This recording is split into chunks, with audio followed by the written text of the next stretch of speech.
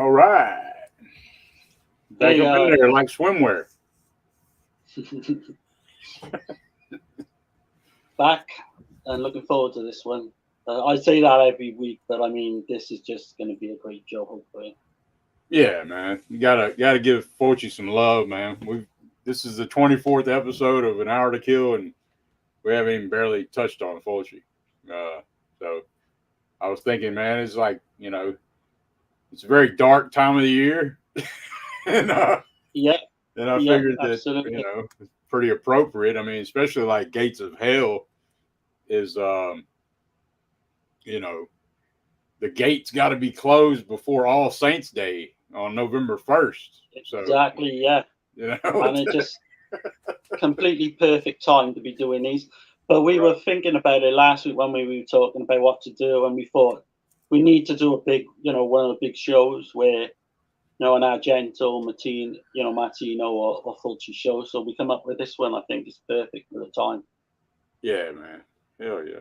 And then, like, going through these films, man, like, you can't really argue anybody's point of view on these, like, because No, you that's can right. look at Yeah, these movies, like, we could probably do this show 100 times and have 100 different fucking yeah, ideas.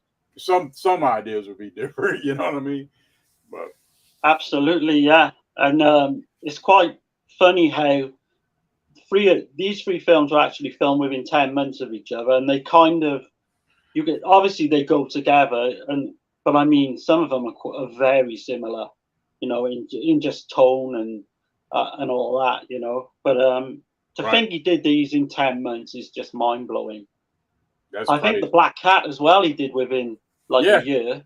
yeah. The Black Cat's like the sandwich spread, you know, It's between crazy how we, you know, Beyond and House, right?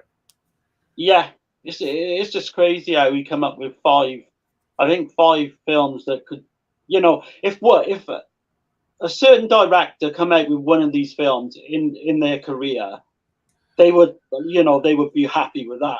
But he made Yeah, five within a year. Um, it's just insanity. Yeah, mind like blowing, and they're he all found classics. he found his calling definitely, and it's crazy that it's so late in his career because he started making films in the 50s, man. You know, in the late Yeah, 50s. absolutely. Yeah, he started off with comedies, but I think he did every kind of genre there was, and which is quite rare for I think Martino did it as well. They kind of done a classic in every genre that they made, which is really hard to do, as you know. Right, To go from comedy to do like a Sword and Sandals, and he did right. like an apocalypse film, westerns. Felicio It's Teskey. crazy. Yeah, yeah, Yeah, Giallos, of course, and that contraband before, killer. It's killer I bad. still haven't seen that. I still Yeah, need to man. see that one. Um, but yeah, we didn't include Zombie, but we will be coming on to that. I would imagine at some point. Yeah, That's one of my favorite films. I think. yeah, because a lot of people consider Zombie part of this. They call it the quadrilogy or whatever. Yeah, yeah, And I don't know, man. It is, but it ain't. You know what I mean? Like it's yeah. it, It's one on its own, I think. it's more like Romero's. It's more like type that kind of Yeah, in a way. Fulci it's his still got his answer to own. Dawn of the Dead. Yeah, it's better than Dawn of the Dead. We both agree on that. Oh, hands down. Yeah, Right, not even close. right. In the race. But Uh, yeah, that will be. Some people will be that's watching rare this that I now can with a. that's rare that I can talk to somebody about that and they don't look at me like I'm crazy. No, you'd be surprised how many people love Dawn of the Dead, and it's their favorite film. Um, as of course we had John Grande on. I think Uncle Bill's probably one of his favorite films, if Yeah, not his favorite. right. And I still go back every so often and try to watch that film, thinking I'm gonna come out liking it, and I never do. It's just It seems boring, so man. odd too though. Dawn of the Dead does. It's like because Night of the Living Dead and Day of the Dead are so great, both of them. But Yeah, Dawn is yeah, just like, man, let me just put it on and go to sleep. I mean, that's how I feel about I don't know if we're missing something because, like I said, a lot of people love that film, and it's not just they love it. I mean, they put it right up there as the best. And I don't know what it is. I don't know if I'm missing something or we're both missing something, but it. we're definitely in the minority, I think.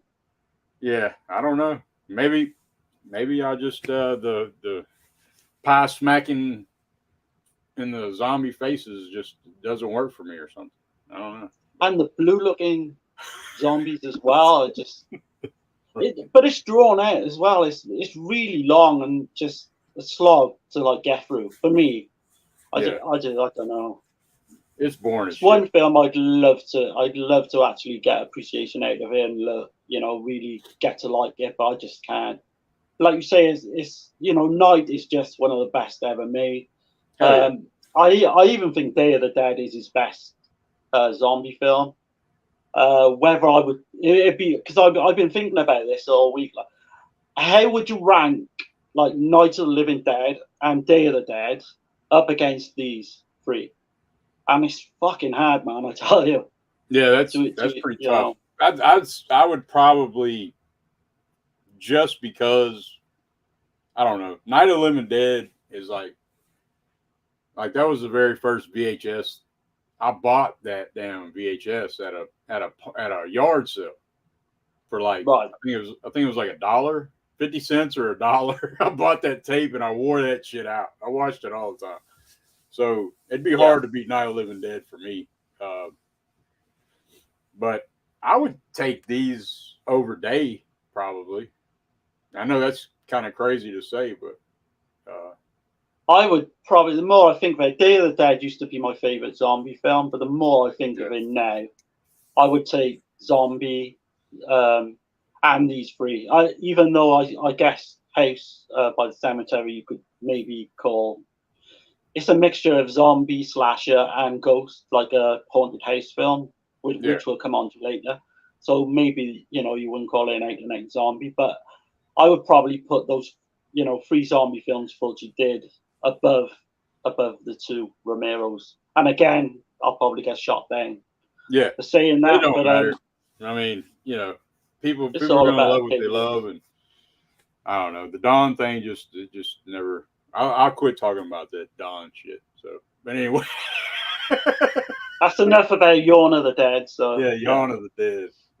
Let's check the chat right quick and see. I bet a lot of people have just fucking switched off with us seeing that now. Yeah, I think I lost a couple of viewers just now. Let's see. Texas says the panel of pain. What's going on? Hey, Tex. Yeah. And then Gizmo says the chat of AIDS. Gizmo in the chat. Damn it, Gizmo. Hey, I believe the Beyond wins the trilogy fight. Prove me wrong. I would not rank it highest. But anyhow, hello, Texas. Yeah. That's interesting that you say that. But we probably all have different views. Yeah, we got different views. But I will agree with, because the Beyond is my favorite Fulci film, period. Like, there's just a lot of shit going on in that damn movie that is like, what in the anyway, we'll get into it. It was mine for a long time. It was my favorite for a long time. But like I say, we'll come into that now. And then my beautiful wife. Hey, honey. Hey, Darren. Hey, Tash. And then Texas says, "What's up, my Norwegian brother?" Yeah. So people saying, "Hey, Tasha, me and Texas also want to hear your thoughts on the trilogy." Yeah, she didn't watch it. She's never watched it. I've tried to get her to watch. I asked her earlier. I was finna put House on, and I was like, "You gonna watch this House by the Cemetery?" She's like, "No." I was like, "Okay." No, I still try. From what you've said, yeah, from what you've said about Tasha, I don't think she'll appreciate these. No. But maybe if we covered something like Silence of the Lambs or something like that, she might. Oh, definitely. Didn't you say she likes kind of serial killers and stuff like that? So yeah. She loves Silence of the Lambs. Silence of the Lambs is like her. It's like her favorite film. Period. So. Yeah, can't argue with that. It's in my top 5 for sure of all time. I think I got like a hot take on that as well because I prefer Hannibal, but I mean Silence of the Lambs, you can't argue. I've seen Silence in the theaters, and Oh damn, wow! yeah, I was blown away. But I would love to have seen it in the theater. back in '91, man, like that's '91, right? Yeah, Yeah, 19. Well, yeah, yeah, I remember my mom taking me to. She wanted to see it, and man, I love that damn movie. I loved it ever since. oh, it's a But in great the film. cinema, it was an experience. There's something about the theater, man. I can imagine, yeah, because you got the dark scenes and stuff as well. Yeah, That would come across cinematically really well. right. So yeah, I still hold hope that some of these do re-releases, don't they? And maybe they'll come to cinema in the UK at one point. Let's see. I got Gizmo. You know I don't watch all that. We need to talk about some true crime, and I'm in. Yeah, she's all about some true Yeah, crime. we'll definitely do that at some point. Yeah. Holland says, "What's going on, guys?" Yeah, we'll have to figure Hey, out. Colin. We'll have to figure out like some films, some true crime, some really good ones. You know, and Yeah, absolutely, yeah. because I try to get her to watch the Policio Teskey too. She won't watch that shit. So No, if I it's too wouldn't have old, paused. I would. yeah. Yeah, If yeah, I it's wouldn't too have paused. old, she's not really with it. But let's see. Gizmo says we need to make a crime about you not watching the films because that is for real a big true crime by itself. I think I know where he's coming from. Yeah. Let's see. She's laughing. So Holland is here. So we are ready with the Bible, crucifix, and some peanuts. How was Barbie, Holland? Did you find yourself in Ken's shoes? Yeah. Yeah, inquiring minds want to know. Let's see. Gizmo, have you seen the film? I don't want to spoil which character I am until you have seen it. Oh, I haven't seen it. I haven't seen Barbie. I won't see Barbie. That's not I'm going to never happen. going to see Not in Barbie. this life, not in the next life either. So, I mean, even if it come on TV tomorrow, I'd fucking switch over yeah, instantly. yeah, I have no No, time for no. no interest in that. But anyway, uh, let's see. We don't look at you as crazy, Dirk, but we are thinking of you needing some help. But that's just because you can't recon with Night Train murders, Night Train in Texas, 2003, I think he meant. Oh Yeah, yeah, and yeah. No, I can't get with that's the a, Texas Chainsaw 2003, but Night it, Train Murders, I I do I love that movie, man. But it's just yeah, it's never gonna hold up to for me anyway against Last House. But and anyway, Texas Chainsaw 2003, man, that is yeah, shit. that's a night It's the train biggest wreck. You know what I'm saying? So pile of crap I've ever fucking seen. yeah, You got those. Don't even start on that one. right. So let's see. I've probably seen it 100 times before it was made. I believe it is a coming of age story with some feminist elements to it and commercial shit. He's talking about Barbie. Yeah, for sure. Yeah. Gizmo, put it in your rotten stack. I will vote for it every week till you watch it. Okay. I will watch it, but I can promise you I will never, ever watch Exorcist the Believer. Never. Well, I can't say that. I'll probably watch it, but I'm not going out of my way. So, The moment that comes available to watch, with, like you say, without paying for it, then I'm watching it because I want to see the fucking train wreck yeah. that it is. Yeah. And I'm not going to pay for it either. And I won't buy it, I mean, it's just not going to happen. So, I've heard some David parts of Gordon that Green, as well. he's not getting none of my money. And just put it that way. Yeah. But I've heard He's some already got parts of enough of my that. money from 2018 and Kills. Right. And I didn't give him no money for Ends. So, I'm just definitely not paying for that. But what was I going to say? Some of the parts of that new one is supposed to be really funny, but unintentionally funny. Yeah. So, hopefully I'll get like a bit of a kick, like because I do like. It's going to be interesting. Exorcist We should rank. We should figure out head to head, Exorcist 2 versus The Believer. And see what happens. Exorcist 2, I would imagine for me, even though I've not seen Believer, because I do like that film. I do. I know. on a comedy level, man. You know. See, Holland says only Exorcist movie I will see this year is Pope Exorcist with the Gladiator. Yeah, I still haven't seen I've that heard one. that's pretty good. Yeah, I've heard it's good. I just got it in, so we'll check it out soon. Gizmo says, Tasha, have you seen the Jinx, the life and deaths of Robert Durst? I've never heard that. No, probably not. Glad I finally got Toby Hooper's The Funhouse. Yeah, man. Hell yeah. Oh man, that's one of my favorite slashes. That is. Yeah. Castellar, Daniel Perfect. Garcia, man. Glad you're here, man. Yeah, nice to see you, man. Mr. Frost is a wonderful Jeff Goldblum horror film. Hell yeah. That's one I've been interested in Mr. watching Frost. actually, because it's kind of a serial killer film, or I think it has like slasher elements. I think. Okay. I don't guess I've seen it. It's been on my radar for a while. Yeah. Tasha says I'm not sure, but it sounds familiar. Tasha is a bit slow at times, but the first 2 episodes are killer, and the last episode will blow your mind out. I was so shocked. The entire last episode happens in real time when they filmed it, so it must have been a shock for the people who did it also. I'm about to check it out. Cool.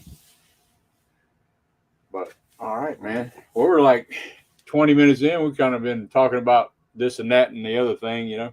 But yeah, that's gonna happen in streams like this. We're gonna go off on tangents. Yeah, it's fine, man. It's cool. Yeah. But so now I guess we're gonna talk about part 1 of the Gates of Hell trilogy from the master, the true maestro. No, I'm just messing. No, well, Lucio Fulci, man, the Godfather of Gore that shares that title with Herschel Gordon Lewis. So, oh God, they're not even in same but man, sentence. he gets called the Godfather of Gore, man. There's so much more to Fulci than his gore. He's got some other shit going on. Yeah, absolutely, man, absolutely. But just gonna show off the fucking steelbook I got here. I love this. Oh yeah, let me zoom in on it right quick. Yeah, it's killer. So this come out with Arrow, I say about 10 years ago. Fucking beautiful artwork. Yeah, man. I think everyone or most people have got this version of Arrow. I think it's the limited edition with the book and poster. Right. Yeah, I don't. These are the 2 I have. This one here. Let me. I have this one here, and then I have this one. Yeah, is that the Cauldron one? This is a Scorpion releasing, and it's really damn good. Oh, okay. It looks really damn good, but I need to get a few more. I've got like about 5 editions. I've got the window box from Arrow. Yeah, that's the only 2 I have, but I'm kind of late to the game in the collecting thing, you know, like so. Yeah, to get hold of some of them now, this 4K is amazing. That's the Cauldron one, I believe, is it? This is Cauldron, yeah, and it's that's the one I want. Yeah, yeah, it's a killer ass release, and that looks fucking great. I didn't get the one with the poster and all that shit, but that's the old school artwork I remember in the video store back in the day. That's the VHS cover, yeah. Right. Yeah, I love that cover. And you got the Father Thomas shit, you know. I'll definitely be getting that at some point. This is a killer ass release, though. It's got tons of shit on it. I mean, tons, loads of. It's got like 3 different commentaries, and I can't remember the chick that does one of them, but she does a really good video essay, kind of like commentary, you know. Oh right, okay, yeah, I know. Is she British? Is it Kat Ellinger? I think it is. No, is it? Oh, Kat Ellinger or Sam? I don't think so. Maybe. I don't think it's Kat Ellinger. No, I think she's American. I think. Oh, okay. Okay. But she does a really good job on about City of the Living Dead. But yeah, man, we're gonna go ahead and get into it. It's 23 minutes in. Sorry, y'all. But Yeah, yeah. so That's City the of the way Living we go. Dead, 1980, aka the U.S. Title Gates of Hell. Um, and there's also another Fear in the City of the Living Dead. You ever heard of that title? No, never heard Yeah. that one. So I don't know what the hell that was. But yeah, Fulci wrote and directed this with Dardano Sacchetti or Sacchetti, however you want to say his name. But and the Sergio Salvati is the cinematographer, which I think he's the cinematographer all three of these.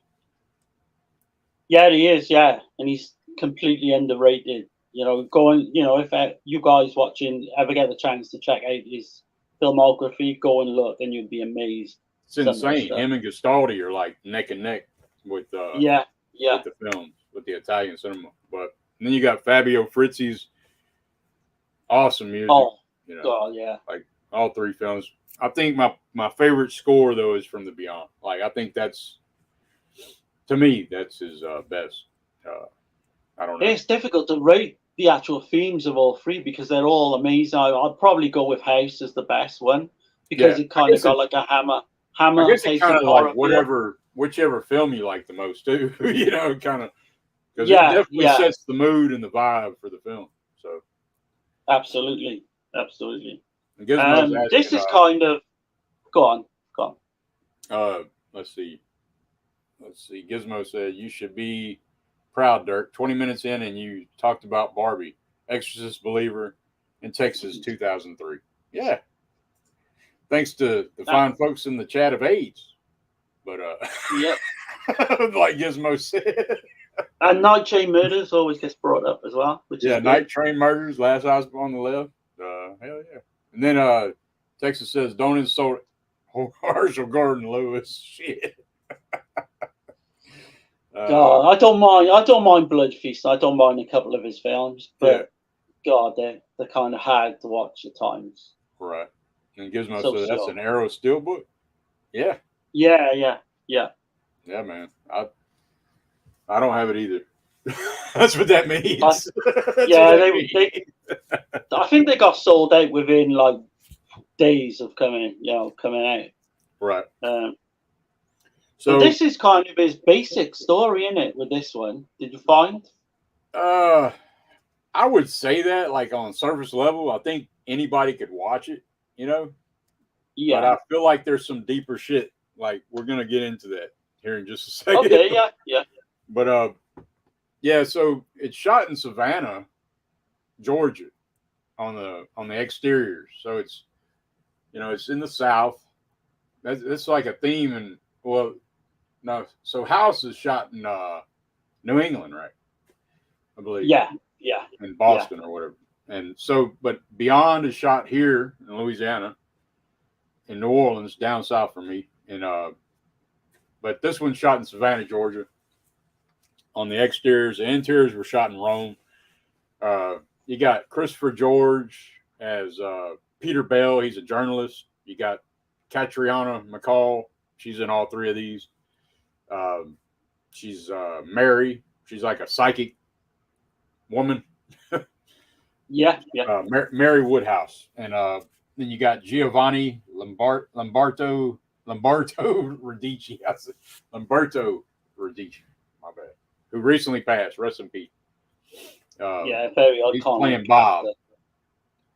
Fulci must have liked the name Bob, or something. But, oh God, it comes up so many times. Him or Sacchetti or something. One of them. But then you got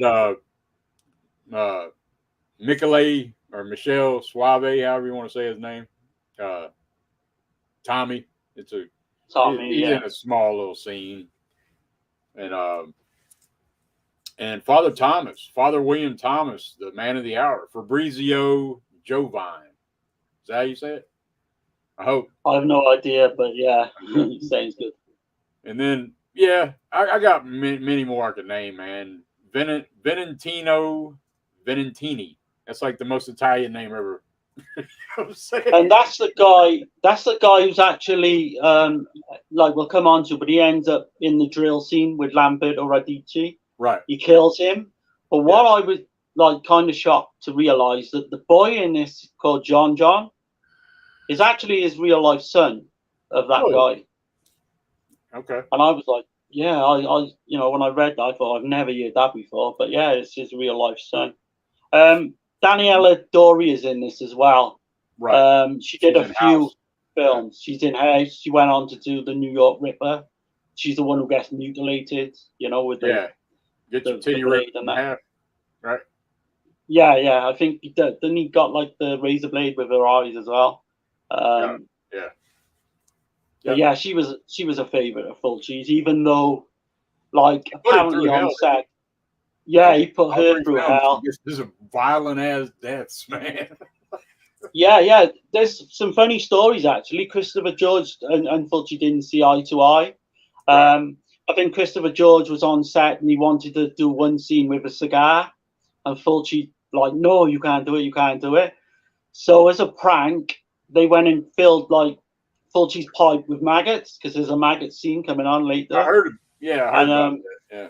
Fulci didn't take fucking well to that, apparently, but no one owned up. But it was Christopher George who did it. Some people think that that's how he got sick. Was from that. Yeah, I did that as well. Yeah, and then that's why he did the maggot scene too. He said, "Okay, well, I'm gonna fix y'all's ass," you know. Well, he took too much pleasure in doing that maggot scene, apparently, because Tatiana McCall was saying he's kind of sadistically because of that pipe incident. Though. He sadistically was carrying off on putting them through hell. But again, we'll come on to that. But so okay, a priest he commits suicide in a cemetery. That's what the start of the film, and so he's releasing the undead. This is just a brief synopsis before we go into the film. So a priest suicide opens a gate to hell, releasing the undead. A psychic and a reporter must find a way to close it before All Saints Day, November 1st, or the world is doomed. So that's just my quick little summary. Right, and it really is kind of that simplistic as well, this story, compared to like The Beyond and House, which has got so many layers to them. This is kind of, what you just said basically is what the plot is to this. And I kind of like that. But apparently, Tatiana McCall was saying that the writing to this wasn't very good. She sees it as her least favorite film she ever made. Right. I don't know if that still qualifies today because this was a few years ago on the commentary track. But it's kind of surprising, you know, because this is a damn good film. You know, a great film, probably. Yeah, I know she prefers The Beyond of the trilogy. And you know why as well, don't you? Because she had kind of such a rapport with David Warbeck. They went on and became these really close friends. Right. And I think all they did on the set of The Beyond was just laugh. They had a great time doing that film. Right. Plus, she knew what to expect from Fulci as well, because going into this film, she wasn't quite sure. You know, Fulci would 90% of the time be okay with her, but now and again he would like when she was doing the coffin scene, he went mad with her because she wouldn't keep still. Her eyes wouldn't keep still. Yeah, so he got into the coffin. Yeah, exactly. Yeah. So he's like, look, I'll show you how to do it. Pretty much, you know, and I could see him do it. Right. He did it, and I mean that fucking axe got that close to her eye, like, and that's done really. You know, that was done real. That shit would not happen today. No. But he thought that much of her that he obviously gave her the next two films as well, and I think he wanted her to come and star in New York Ripper. But she said she kind of, by that point, she'd done 3 Fulci films and she kind of wanted to do something different. Right. But I don't think she would have taken lightly to the script of New York Ripper, to be honest. There's no way she would have done that film. Yeah, probably not. With the nudity and all that. No. Right. So, the soul that pines for eternity shall outspan death. You dweller of the twilight void, come. Dunwich. That is just a bizarre quote to start the film. Yeah, that's Because on the tombstone, ain't it? Like, it doesn't make a lot of sense, to be so honest. Dunwich is uh, basically Salem. Yeah, Is yeah. Dunwich, you know. Like, so I think he was a big fan of what is that? The horror. What is it? I can't remember the name of it. The The horror. Dunwich Horror. The Dunwich Horror. Yeah. Yeah, So it's come out like 10 years before, I think. right. Uh, so anyway, let me go ahead and get into it. Do you want to go with it, or you want me to go with it, or how you want to do it? I'm happy you go with it, and I'll just chip in and say some things at times, and we'll do it Okay. that way. Okay. So while the priest is committing suicide, hanging himself, simultaneously at the same moment, there you see this group of people. They're having a séance, and Mary is, she's a psychic, so she's like seeing. She's seeing his suicide, and so the way it goes is she just falls to the floor, starts convulsing during this vision or whatever, and she dies from fear. Is what they is what they tell the Yeah. detective when the detective shows up, and he's like, "Well, how'd she die?" And he's accusing them of doing drugs, acid, and heroin and shit, and they're like, "No." And then the woman Teresa, the head, I guess she's like the head of this little cult. I did notice this time. I don't know if I noticed it before, but I noticed she had earrings. Have you noticed that her earrings were like the number 6? No, no. I noticed she had earrings, obviously, but no, I didn't. They're all like real uh, artsy looking stuff, but it is the number 6 on our ears. So I was like wondering, like this might be out of the box thinking, but is she the true villain? Like what the fuck? you know, like Yeah, yeah. There's so much that you because could read into these scenes, she starts. Yeah, if you really go, you can go really far into this shit, man. But she starts talking about the Book of Enoch, and so obviously Fulci knew about the Book of Enoch, which I've listened to. I've never read it, but I've listened to it, the whole entire thing. There's 3 books of Enoch, and it talks about angels still falling from heaven, and Enoch himself was supposed to be like was Noah's grandfather, right? And in the Oh, okay. story, I didn't know that. yeah, Enoch was Noah's grandfather. So in the story, he gets shown heaven. He gets shown everything in heaven, and the early believers of the faith actually considered this book to be real, and it was never added to the Bible. So, Right. but Okay. in the book, That. it talks about angels still falling from heaven, and that they had sex with women, and it created the Nephilim, these half man, half angel, demon creatures. so, Shit, I didn't know any of that. yeah, but yeah, I wanted to bring it up because there's a reason. Like you wouldn't just say Enoch if you didn't know. Like, you know what I mean? But Yeah. I think anyway. So Fulci's kind of like, I know he's Catholic. He claims to be Catholic. So I wonder if he struggled with that, like these books that weren't added to the Bible. Like, you know what I mean? I don't know, but It's definitely that storyline's in there for a reason because everything Fulci done was for a reason. yeah, Even to like put in minute details like paintings in films and stuff like that is all put there for a reason. You might think like when you first see a Fulci film, it's just haphazard or done by chance, but none of it is. Believe me. yeah. And he was like that with all his films as I well. mean, he was a doctor as well. You know, he's a very intelligent man. So there's not He was like, an art critic as well at one point. yeah, So he like Catriona McCall was saying on set, he's such an intelligent man. right, And he could talk to you on a total different level to fucking most people, yeah. Yeah. But so in the Book of Enoch, like she keeps talking about it, and then she's talking to the detective about you won't realize the truth. You know, Teresa, the head lady, she's like, Yeah, you're just ignoring what's happening, and he's just like, like whatever. And then then she goes on to say the killer in the Book of Enoch, and then this crazy spirit flame comes up. yeah. And It cuts just as she's about to see the killer. right, and then he's still not convinced. He's still skeptical. So I kind of feel like that's a take on people in general. Like they just, you know what I mean? Like Yeah, with all yeah. this crazy shit that's going on, they just ignore the truth. But anyway, um, so then the woman Teresa, she breaks the fucking fourth wall and looks directly into the camera, and she's talking to us. Yeah. You know what I mean? What does she say? She says, "Damn."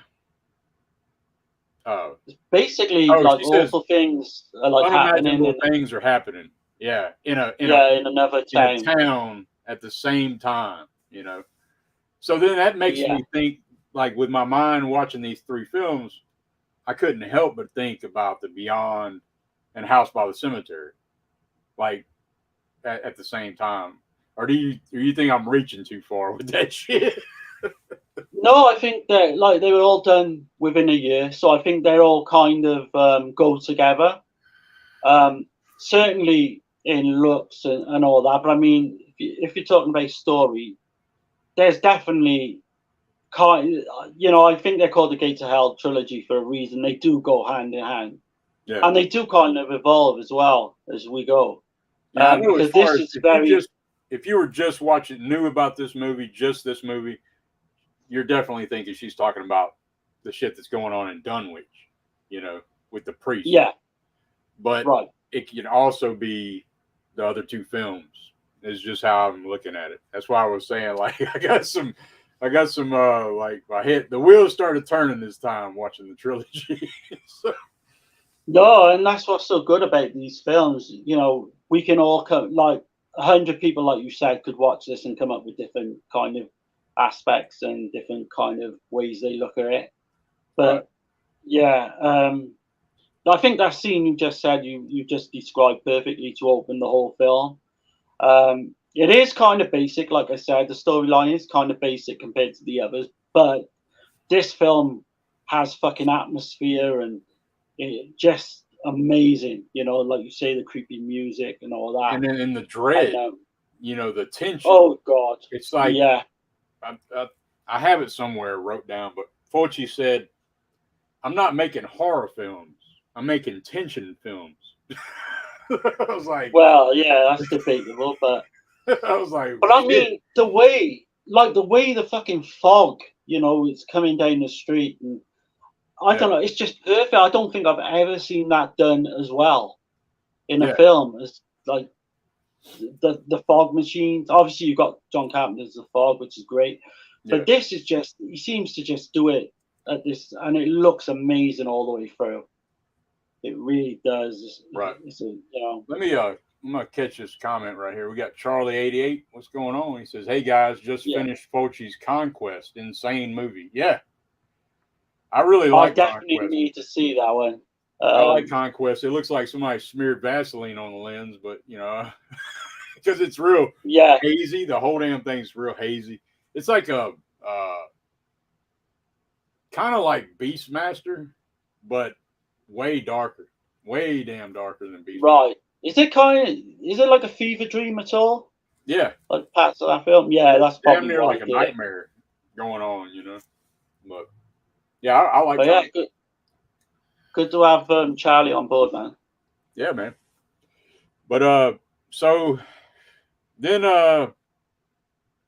we right after that we come on to Bob and his special little self blow up doll.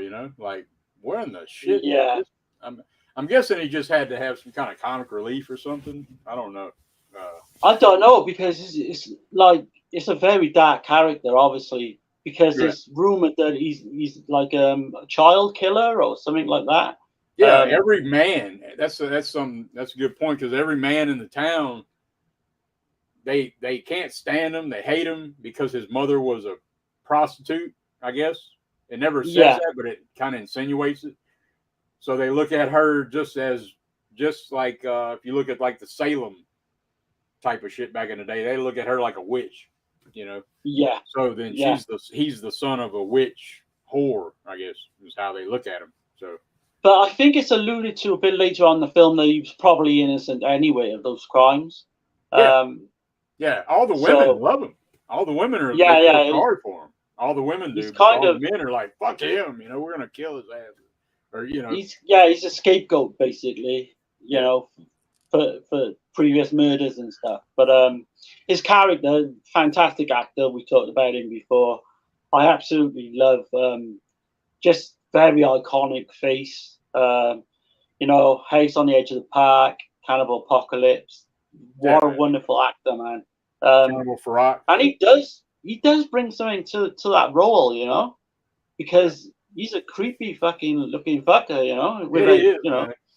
I like him in he's just Ferox got this too. He's distinctive insane face. in Cannibal Ferox. He's coked out of his Oh, that's one mind. of his best. Yeah. I mean, that guy is amazing. He went on, I don't want to go off in too much of a tangent, but he did Stage Fright with Michelle Swaffy, who's Hell yeah. actually in this film as well. Um, Yep. but yeah, gotta say something about him. Rest in peace. But a fantastic actor, man. But Fulci can't help himself. Even with you get this little blow up doll segment, and then like right after that shit, there's got to be a dead worm baby. Just like Yeah, yeah, you're yeah. like, what the fuck? He just He's like, bangs well, you you over the thought head you with. was you thought you was laughing, huh? Well, check this shit out. You ain't gonna be laughing too long. and then, Yeah, and yeah, then yeah. Crazy, man. yeah. So then there's it. I can't remember though. Like I mean, I just watched the damn thing. So Father Thomas, is he chasing him yet? He's not chasing him yet, right? I don't think. No, no, he's Okay. not chasing them yet. It's Yeah. basically, I think, you're up until the point where, like Peter, Christopher George's character, Yeah. he's kind The of reporter. investigating the death of Catriona McCall's character, Yeah. which Yeah. He's is, trying to figure out her yeah, death, and he's talking to the cop and trying to bribe him. yeah, yeah, yeah. That's a good scene, actually. But yeah, there's as regards to that character, Catriona McCall's character, she apparently dies, Yeah, but she died of we'll fear. get on to that.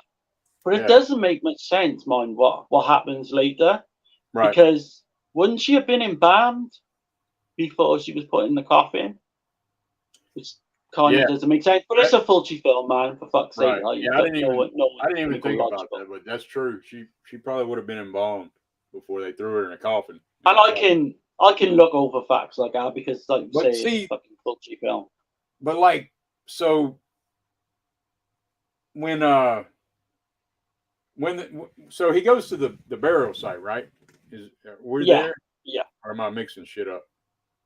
No, No, man. no, Yeah, no. yeah. We go to Junie's lounge, and all the men are talking about Oh god, yeah. These characters are great. how they're talking about how all the crazy shit's been happening ever since Father Thomas hung himself in the town, and then a fucking mirror breaks, and then the Yeah, owner, the barkeep, he's like, it's just a heavy truck driving by with vibrations. And then right after that shit, then the fucking wall splits. He's yeah. like, And he's still convinced there's nothing fucking. It'll be okay. It's just, I'm gonna lose some customers because of this. Like, so there we and go again with denying the truth, of what's right yeah. in front of your face. You're just like, whatever. So And these guys can't. The two customers can't get out of there fucking quick enough, man. right, It's like right. shit. We're gone. But just mentioning Father Thomas, that shit happens. So and Yeah, yeah. but then they even talk about it. Well, we'll get to that. So I won't talk about it yet. But oh yeah, well it's right here. Yeah, so they mentioned that their ancestors were possible like part of the Salem's Lot shit. I guess the witch hunters, Right. Yeah. Yeah. So that's why I think, like you say, it's mentioned that Bob's mother was branded a witch, like you said. Yeah. And there's like a story that all their ancestors was burned at the Salem witch trials, which sets up the film kind of perfectly, because Right. you don't have to like delve deep to watch this. You don't have to think too hard to watch this one, and unlike the others. No, you don't. I mean, at face value, you could just watch it and be like, okay, a lot of this shit don't make sense, but it don't have to because the visuals are so effective. Stunning. Yeah. Uh, Atmosphere and visuals are just stunning. Yeah. So, but you notice how everybody in this town's weird as hell. Like, so then you meet Jerry, the psychiatrist guy, and he's with Sandra, and they're having a session.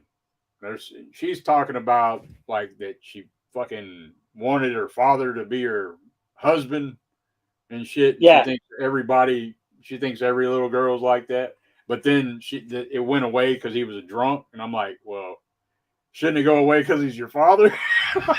Yeah. Of course, played by the wonderful Janet Agron, who was in Eaten Alive. Yeah. She was in quite a few, actually. She'd been in The Killer Reserve 9 Seats as well. But yeah, that's a strange. When she says that line about her father, it's very strange. That's what I'm saying. But everybody in the town, there's some weird shit going on with these people. Like. And is there like only fucking like 6 or 7 people in this town? Because it seems to be like just, well, maybe a little bit more, maybe a dozen people. I mean, and that's it. Coroner, not the coroner, the mortician. Even the morticians are weirdos. Well, of course he's going to be. Most morticians are going to be weirdos, I guess. But he's in there everyone, like you say, people and shit. Yeah. Everyone's kind of off, and you can't put your finger on it why they are, but everyone's off in this film. So it made me think: is Dunwich itself the town? So I might be getting ahead of myself, but I don't know how far you want to go. Like, you don't want to go through the entire film, right? Or do you? No, we can go through all the, from this point on, we set it up quite nicely, but we can definitely go through some of all like the main scenes that like death scenes and talking points if you want. Yeah. So it's just. Because I think we're up to like the cemetery scene, and we coming up, which we have to mention. Right. Yeah, I forgot where I was going with that.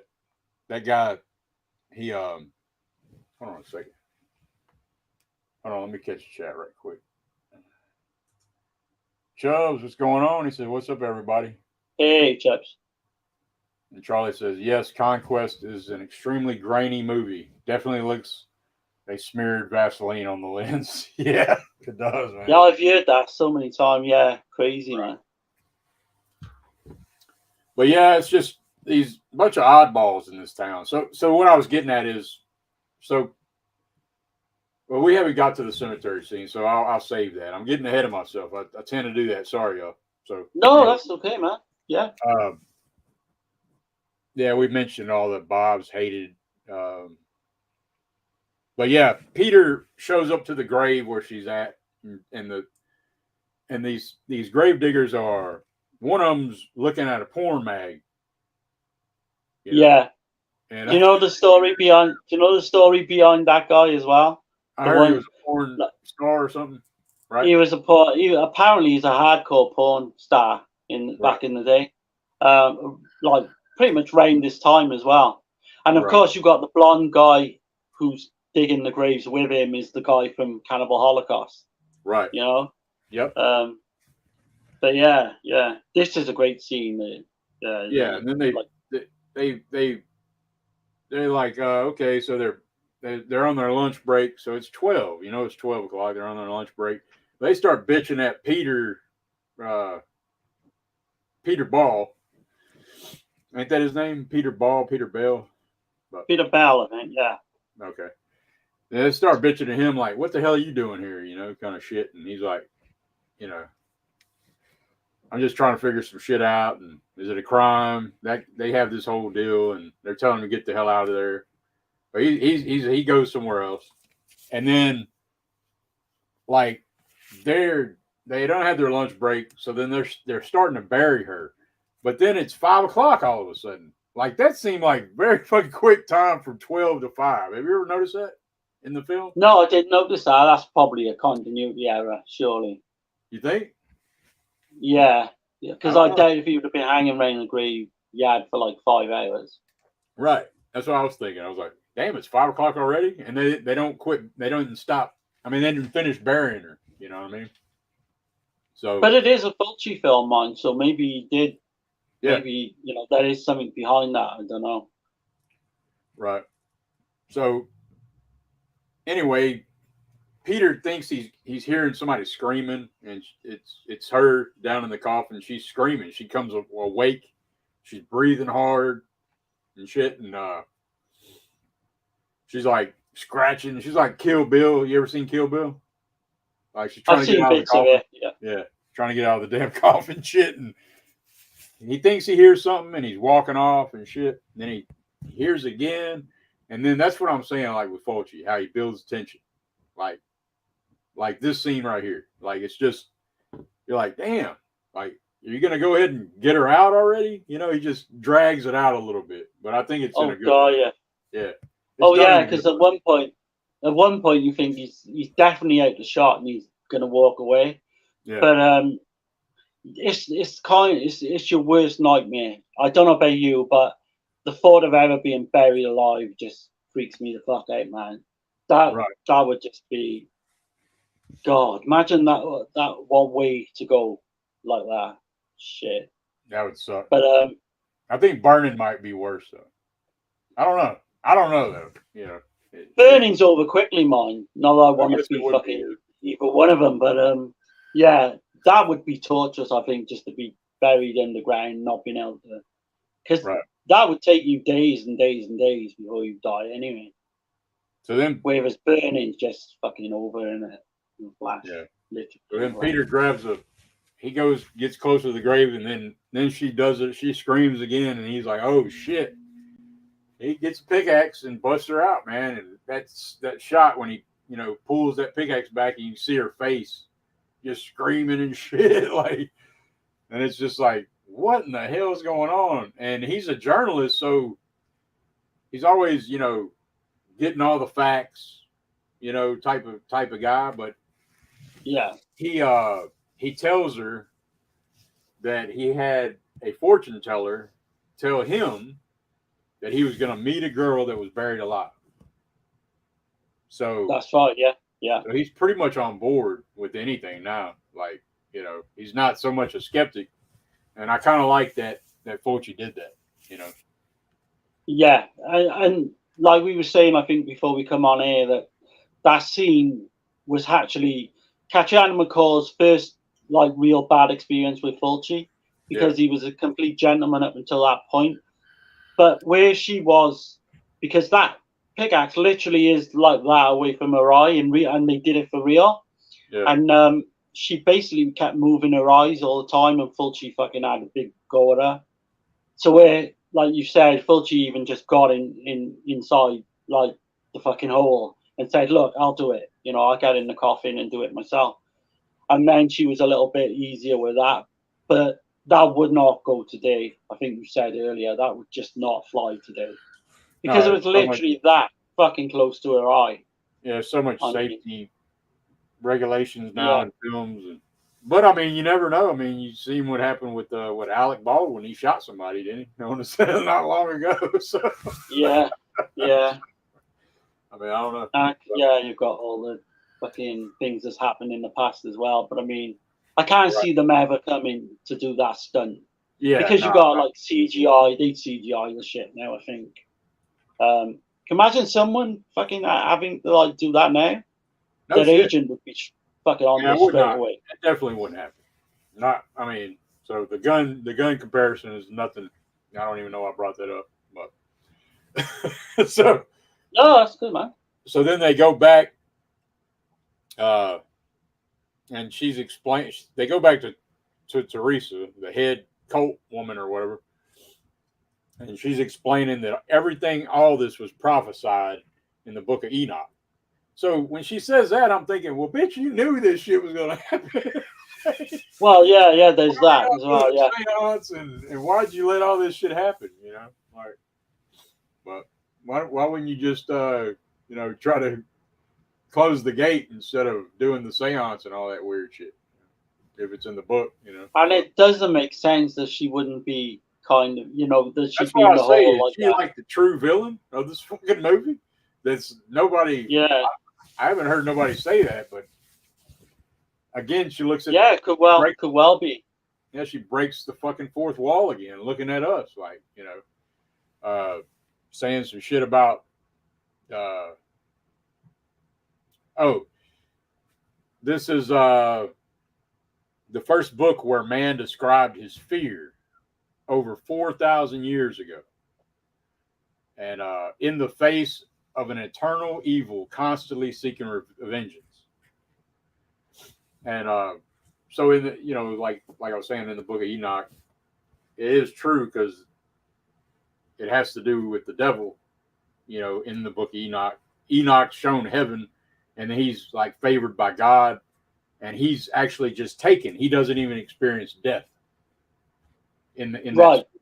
So, but anyway, I'm not going to go too far into that. It's pretty interesting.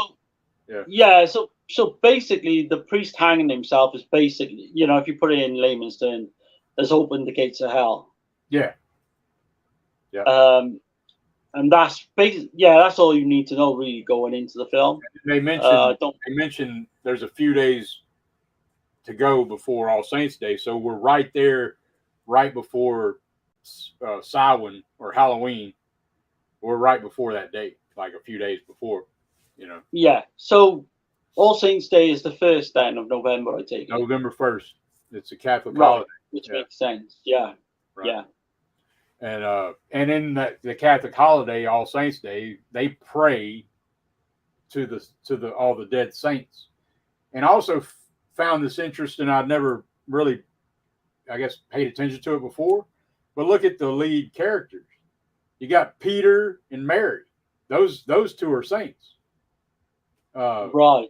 Yeah, I've never looked into that, man. Yeah. Right. Yeah. Makes sense. You know what I mean? So I was like, yeah, it completely makes sense. Yeah, looking through a different lens this time, But so Mary explained she saw the city of the living dead, where the gates of hell have been thrown open, and again breaking the fourth wall. Excuse me. Or all the dead will not rest and live here on earth. Sorry, y'all. Teresa says they must close the gate, again, breaking the fourth wall, or all the dead will not rest and live here on earth. And then we cut to another scene with Bob and, what's her name? Emily? Emily, yeah. Emily. Yeah. And she's visiting Bob, and he's scared shitless, and she's trying to get away, and you see Father Thomas, well, you hear him and shit, and he's chasing, and Bob's out of there. He's like, he pushes her ass down. He's gone and shit. Yeah. Father Thomas is chasing, and she falls down, and he just grabs her ass, like grabs her hair, pulls her back, and then you see the good old mud worm smear in the face, And when they find her body later, they don't know how she died. They think it's a heart attack, but. And I mean, it takes a good half hour, for the gore to really get going in this one as well.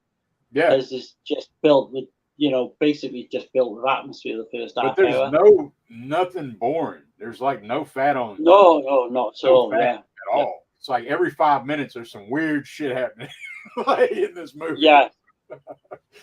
Yeah, definitely.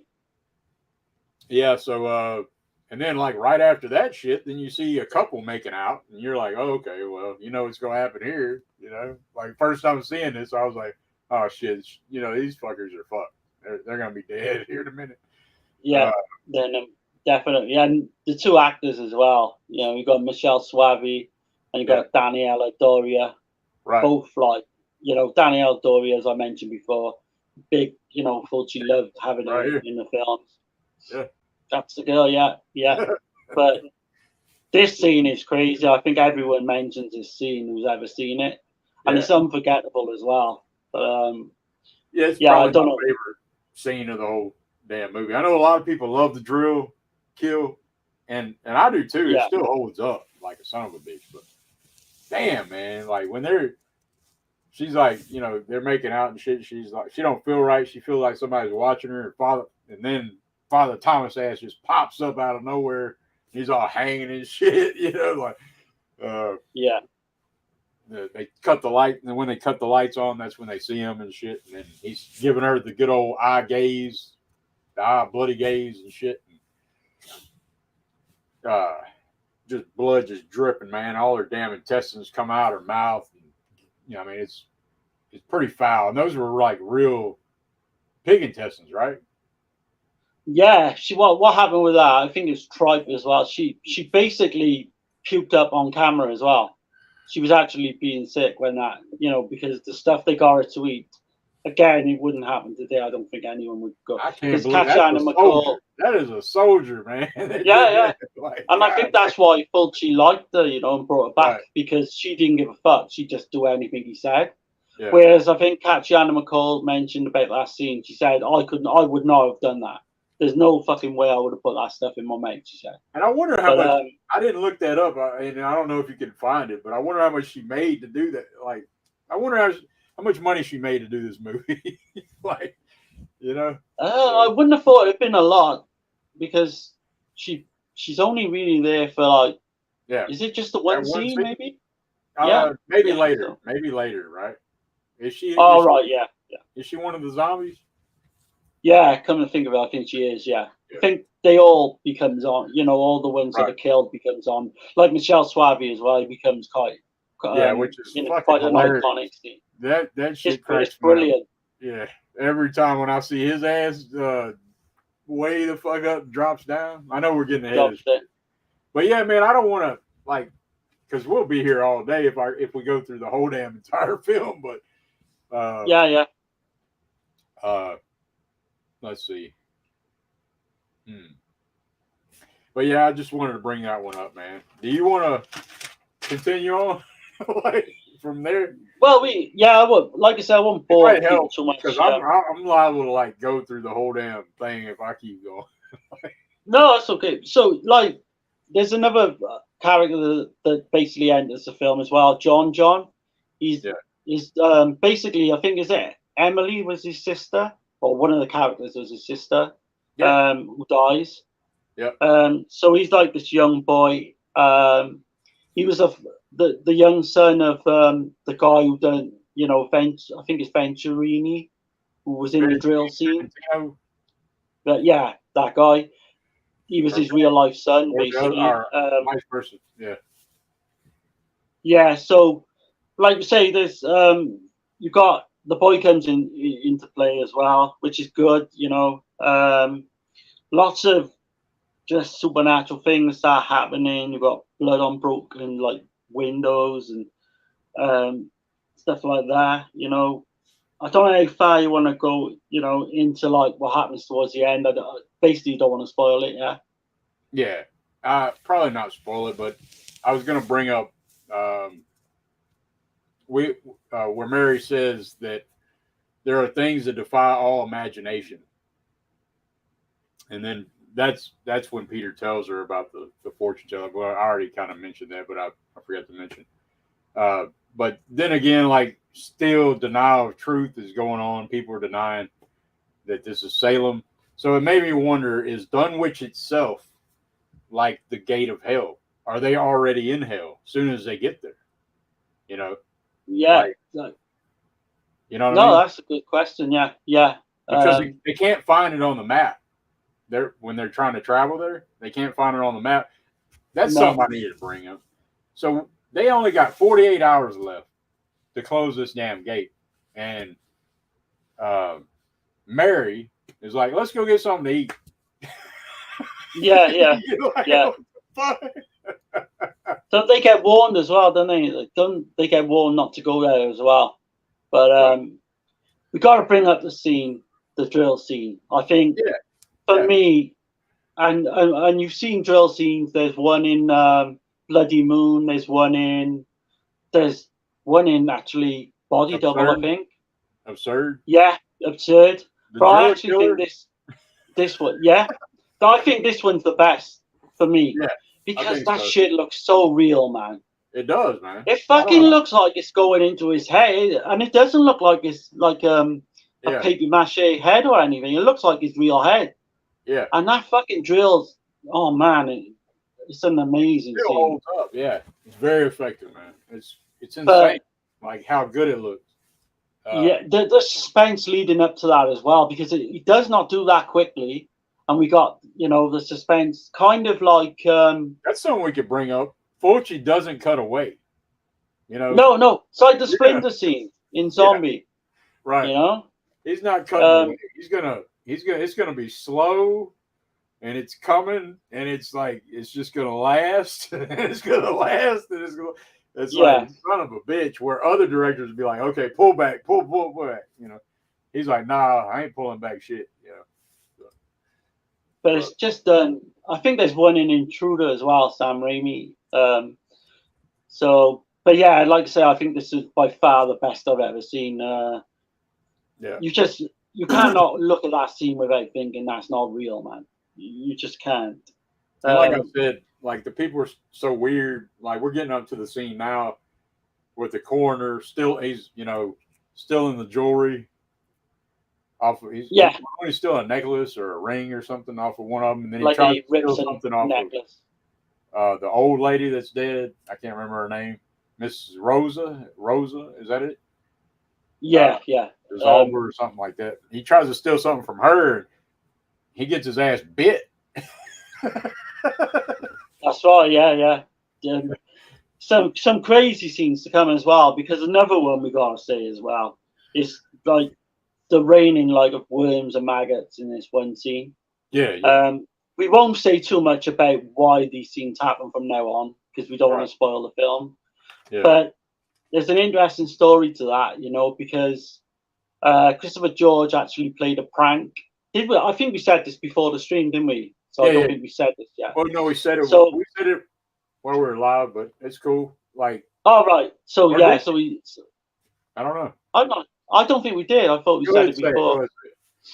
So Christopher George basically played a prank on Fulci. They didn't really get on very well, and it all came down to like Christopher George wanting to smoke in one of the scenes, one of his cigars, and Fulci Yeah, was like, "No, you can't do that."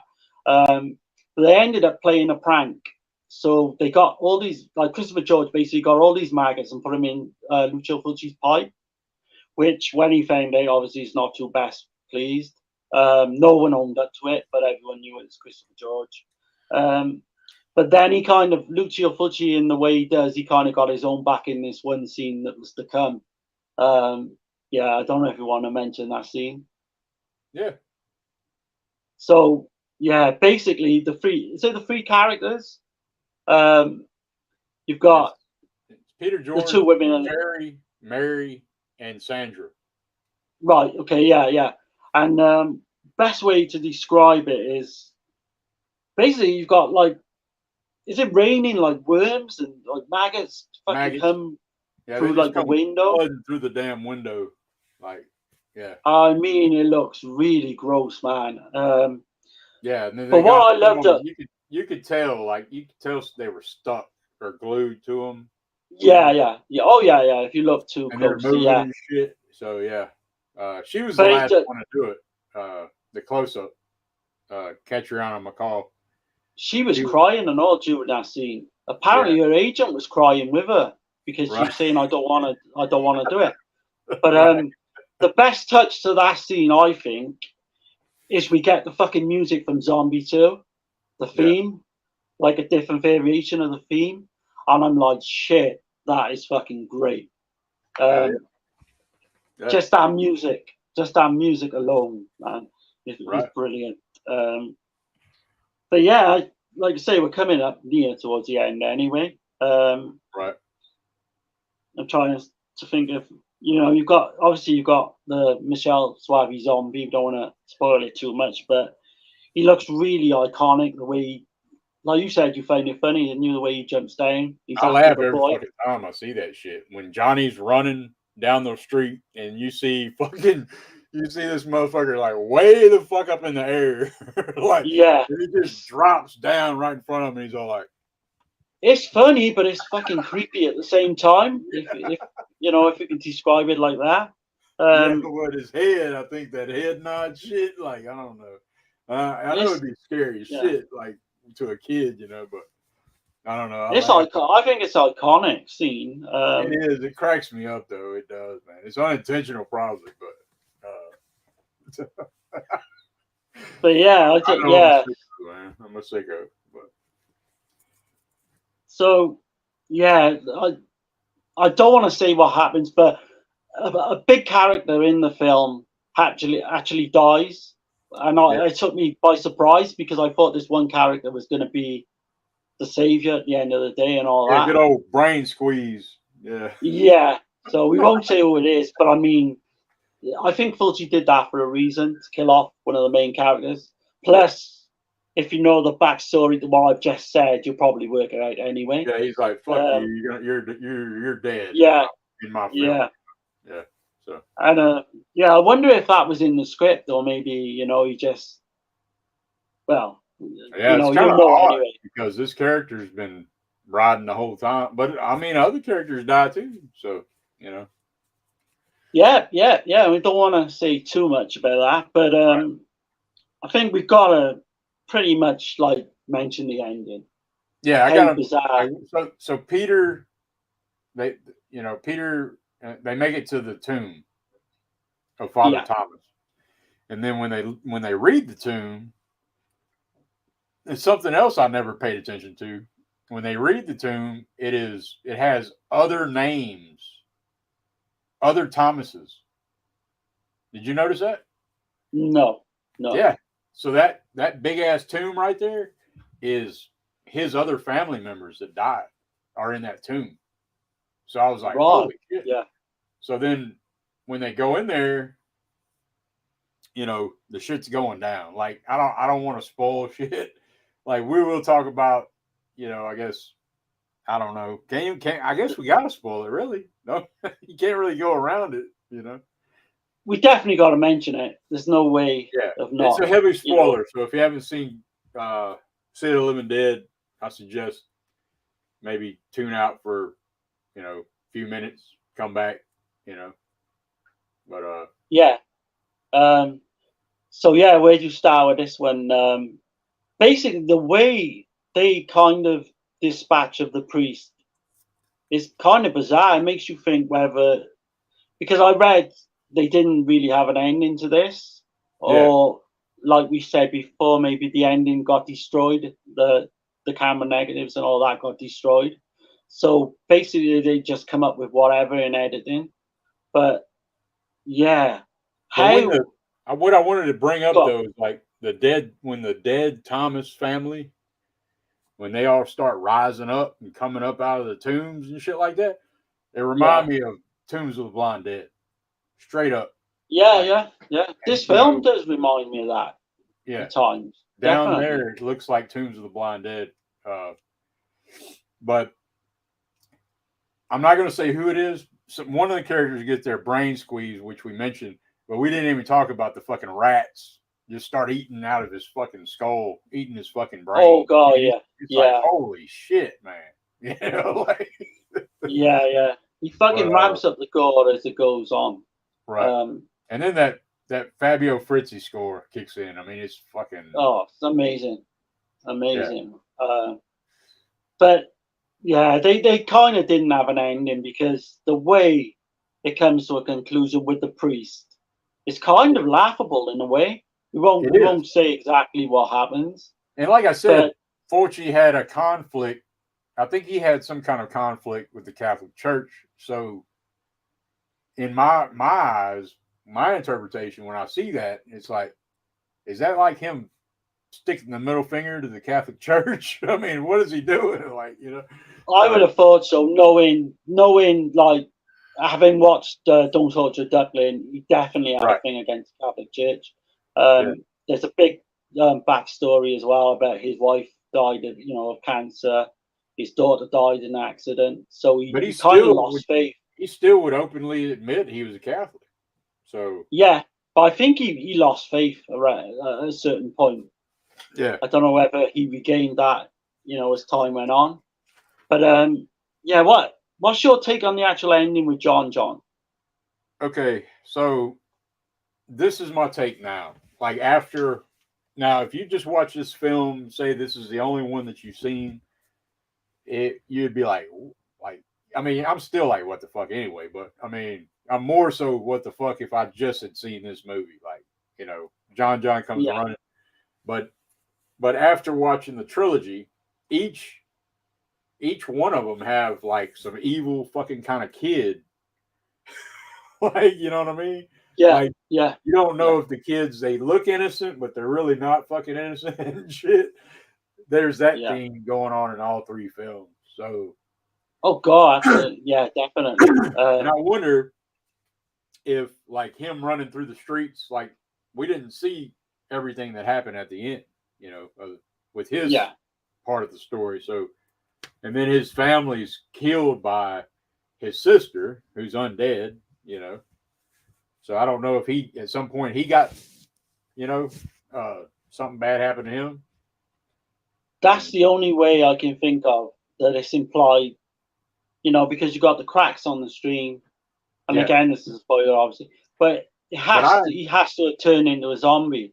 I interpreted like the apocalypse, or the apocalypse did come, and they didn't finish what they were supposed to do, close the gate, because at one point Mary says it's All Saints Day. You remember? Right? Yeah. Yeah, So all three films we're going to mention the endings are all fucking bleak in every single one, right, and I think that's what Fulci does. right. So yeah, this ending is definitely, like you said, it's either the boy has become a zombie or the fucking apocalypse has come, and the Right. whole fucking everyone's fucked basically. So Yeah, you'll never get you very rarely get a nice ending, shall we say, with Fulci. He but does that's go fine dark. with me. I Oh prefer. yeah. I actually prefer to not, have a ton of exposition, because there's not going to be none in none of these films. And I like to kind of try to work it out in my own head. And each time I watch the movie, I might go a different direction. You know, I love Yeah, films like this. You know, makes it fun anyway for me.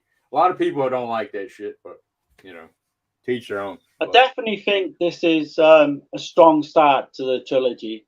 hell Um, yeah, but for definitely. me, it's kind of the worst one, which we'll come on to later. I So, can't believe you hey, say. I yeah, mean, it's a great film. because I But don't dislike any of these three. Like all three of these are banger ass movies. I But out of love the every three, single one of them. Yeah. yeah, right. So, what would you rate this one then? I'm giving City of the Living Dead, man, gets a 8.5 Yeah, that's out of where I 10. was coming from as Yeah, well. I give it a strong 8 out of 10. yeah, yeah, And for me, they go up in quality. These three, they go up a point every time. So the next one's going to be a 9, and the last yeah. one's going to be a 10. Right. Um, but I just got another little bit of information. Do you know Carlo Di Maio in this film? Did you Uh, realize he's the one with the curly hair? yeah, yeah. He's the son of Elida Valley. I did not know that Oh shit, I coming didn't know into that either. from Suspiria. I was like, That's crazy. shit. Hell yeah. Yeah, yeah. Wow. Um, Hell yeah. but you got Janet Agron. She was, I've got just little facts we can go through. And Janet Agron. She was. his character even was against Bob. Like He was. Yeah, yeah, every damn yeah. man in that town was against Bob. Like just He was a scapegoat, wasn't he, basically? Right. But Yeah. so you got Janet Agren was apparently like Miss Sweden back. Yeah. Like Catherine McCall says, she's a very intelligent, beautiful lady. I haven't got too much more. I did write quite a bit down, but yeah, I think we covered it. Though we probably covered it a bit too much, to be honest. I hope we did City of the Living Dead justice, man. Like I tried to bring a different take on it. You know, I didn't want to just go through like Yeah, because yeah. there's not much plot to it, but there are things in it that I think if you know, I'm that type of guy. Like I'm that type of person. If a book gets brought up, I kind of want to seek that out and like kind of which I already knew about the Book of Enoch. So when I first heard about it, it really piqued my interest. Like, what the shit is Fulci trying to tell me in this damn movie? You know, like with the Book of Enoch, how does it relate? And it's pretty interesting because it's really about uh, you got an ongoing theme in all three films where people are seeking some kind of knowledge, and once they get that knowledge, it's a blessing because they gain the knowledge, but it's also a damn curse at the same time. So Yeah. it, That's a great way to yeah, describe it's in it. You all know. three films really because everybody's seeking something, and then when they get it, it's like, oh fuck, like you might not have wanted to do that, but They're very similar films, right, but different in the same way. Like yeah, it's hard to it's explain, but brilliant, man. It's a genius. Like it's I think yeah. I might Oh like some people might be saying I'm giving Fulci too much credit, but I really think the no. man was fucking genius, man. Like I don't think I don't think you can ever give Fulci too much credit. The guy's is right, fucking up there in terms of such underappreciated. But you know, at the time of it, he was alive as well. It's yeah, crazy, man, because he only like he done a Fangoria convention. I think I mentioned this in a past stream, and he was amazed by how many people come out. I think it was like a major snowstorm was happening at the time, yeah, and I think like his diabetes was so bad, I think they had to like carry him over the snow to get to the venue, because he was in a wheelchair at that point. Um, right, and the guy, like Mario Bava as well, these guys weren't, big things, in their home countries as well. yeah, People not loved them more overseas. right, yeah, yeah. But I Um, was way bigger in America, I would believe. but Fulci, you can never give so much credit for because the guy is. I even now, and I think there's been a million streams on his films and stuff like that. Even now, I'd say he's underrated. I really do. I think And so too. I've not seen everything he's done. I've seen a good chunk, but oh god, I mean, fucking his Jali films are amazing as well. They are, they You really know, are. it's just incredible. But If yeah, I'm gonna take a quick break, man. I'll be right back. no worries, man. Yeah, If you want yeah. to holler at the chat, I don't see any more comments right now, but we still got people No, watching. I can. Cool. Yeah. I'll be right back. No problem. So if anyone's in the chat, I can't see the messages or anything. But I mean, when Dirk comes back, he'll read off. But if you've got favorite, films in this trilogy, or you want to rank them in any way, feel free to just put them in the comments.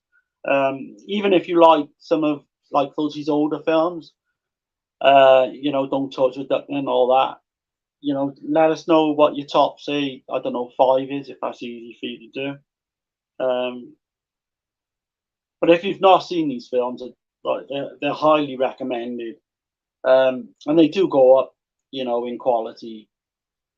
Like for me, like this is an 8. City Living Dead is an 8, but it's a strong 8. If that, pushing a 9, 8.5 maybe. But I mean, if you carry on with the series, it gets better and better. I know Dirk will disagree. Probably thinks The Beyond is kind of his favorite, and that's the one for him. But House by the Cemetery is definitely the one I prefer out of them all. But they're all bangers. Just show some of my releases for the Beyond off for Dirk Snyder. So this thing is massive. I must have bought this 15 years ago, maybe. It's the tin to the Beyond. Says on your 20,000 units. I think you can still get these pretty cheap on eBay. So have a look for them. Got the Steelbook of the Beyond from Arrow. I kind of always keep a J card on if I can. But look at the artwork on that if I can get closer. It's just amazing. They just don't make them like this anymore. So that's one of my prized possessions. Also, Yeah, man. It's just that's highly out of print because I looked it up one day. It was pretty high. I was just showing them this. I think I showed you before. You can pretty much get this cheap. Okay. And it's, massive. And I got the old window box. So I have got a Grind Ace DVD, but I couldn't place it. The old window box version. You got a poster on. Yeah, man. Those are all always awesome to see.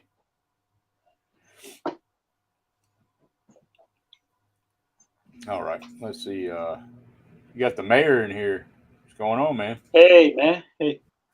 He says it goes back and forth with me between the Beyond and City of the Living Dead and House by the Cemetery would be my least favorite of the trilogy, even though I love it as well. Yeah. Yeah, that's me too. Like House by the Cemetery is my least favorite of the three, but I do love it. So I hear that a lot, mine, that House by Cemetery is like many, least favorite of these three. Right. But I mean, no one is wrong. No one is right. Everyone. It's a different kind of film, man. But the Beyond to me is just, sorry. This it's is my favorite Fulci film. Period. The Beyond. Exactly. Yeah, I was going to say this is your kind of jam, and this is your film, basically. Yeah. So, the Beyond come out in 1981. Catriona McCall said this is her favorite of the three because she warms to the decadent Italian macabre poetry that this film holds. So I was like, damn, that's a hell of a note right there. Yeah, yeah. There's a lot of shit going on in this one too, man. I mean, I think definitely more so. I was going to say this definitely got more of a plot and more of a storyline than City. You got Chris in here. He says, yo, all you savages slash alike. Yeah, man. Appreciate it. Yeah, glad to see you in here, man. And he says, I like Conquest. Yeah. Conquest is cool. I dig it. Let us know what your favorite out of these three, Chris, as well. So I guess this was a tagline, and you will live in terror, the afterlife. That's a hell of a tagline. But anyway, yeah. So this takes place in 1927, Nowlands, if you're from Louisiana. That's how you say it, not New Orleans or whatever, or New Orleans. We say Nowlands, but but yeah, it takes place in Nowlands, Louisiana, and we see a woman. There's a thunderstorm going on, and she has a book. She looks frightened, and on the cover of the book it says Ibon. I guess that's how you pronounce it. Ebon. And so she's reading through it. And then it cuts to a painter. He's painting this, and it's done almost, it's like in black and white, but it's got like a brown kind of tone to it, if that makes sense, the way it looks. Yeah. And so he's painting, and then all these this mob of people is coming on John boats and cars and shit, and it's like he knows what's coming for him. Like that's what I get from it. Do you get that? He's basically Yeah, he was basically practicing black magic. He's a warlock. Yeah. Yeah. But this scene you're going to mention now, it's like he basically gets beaten, and like they like chains at him and all that. I kind of got a vibe from Don't Torture a Duckling with Florinda Balkan when she gets whipped to death.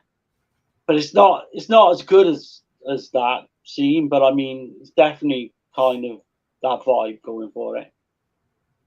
And the painter it shows it several times. He's in room 36. So over and over it shows that. And then there's this woman that's reading the book. She's talking about, again, it kind of goes hand in hand with City of the Living Dead, talking about a 4,000-year-old book, just like the Book of Enoch, that holds prophecy, But anyway, the mob comes in there and they're accusing them of witchcraft or whatever, and they're like, "You ungodly warlock!" and starts smacking them with the chain. And it is a lot like Don't Torture a Duckling. Same kind of aesthetic, the way it looks and shit. And he's telling them, "I'm the only one that can save you. I'm the only one that can hold back the 7 gates of hell." Right. Yeah. They're not trying to hear none of that shit. So they nail his ass to like some railroad spikes. It looks like to the wall. And it's kind of fucking brutal, that scene. Yeah, man. Again, that looks real, mind as well, with the nails going in. It does. Really does look real. And then they smear that, put the acid on him and shit. I mean, he goes through hell, man. And then, like, soon as that acid hits, though, that damn score kicks in. And it's like, oh, shit. Oh, beautiful, that score as well. Right. This is my favorite score from Fritzy, for sure. I can't argue with that. Again, my favorite's House, but this score, all 3 of them are just incredible. Right. I know they definitely add something to the films, because they're just so of its time as well. Like the synthesizer, it's just great. Kind of almost like another character to the film. These music scores, but doesn't that like basically this hotel has 7 doorways to hell. Yeah, that's the alternate title too. 7 doors. Yeah. Right. I believe. Yeah. 7 doors of death, I think. 7 doors of death. Right. So this hotel is built on one of those kind of doorways to hell. A portal. That's what I got out of it. Right. Yeah. And basically, it don't have to make sense. Like, it's all nightmare. Like, any fear that you have, like, is gonna be, it's hell. Shit, everybody's hell is gonna be different. So, it's very much a lot of dream logic in this as well. Like you say, you don't know what's real and what isn't. It's almost like the. Yeah, I'm gonna read this. It says, like, after that all that shit happens. So it says 7 dreaded gateways are concealed in 7 cursed places. Woe be unto him who ventures near without knowledge.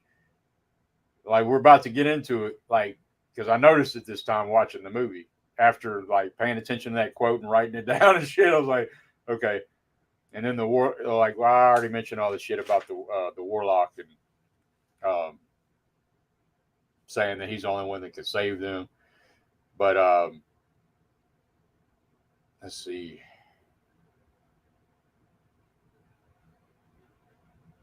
Sorry, y'all. Sorry. No, we're basically up to the point where Liza Catriona McCall inherits the hotel. Yeah, 1981. We forgot to mention the book flames up after Emily reads it. So, because we don't know her name yet, but it's Emily, the blonde woman. So, yeah. So I'm guessing that's when it happened. She was reading that book, Yeah, so you're talking like back in, was it the 1800s or like 100 years ago, maybe? Yeah. Oh, okay, so compared to when the film was done, that would have only been what? That'd have been 40 years, close to 60 years, right? Oh, it's a 60-month math. Yeah, yeah. 27 to 81. That's still a long ass time. Yeah, it's kind of confusing as well, which we'll come on to because she does, reappear in real time as well. So Right. Like she, yeah. So, yeah, this one is difficult to explain, but I think I found a little more this go around. You know, yeah, I couldn't even tell you how many times I've seen this damn movie. By the way, no, and that's good as well. Like you say, because we all got different opinions on different things. All these films are let different. me catch the chat right quick though, because it's let's see right here. People saying hey, uh, Chris saying just saying hi at work, but we'll catch you all on the next one. Yeah, man. Oh, nice one, Chris.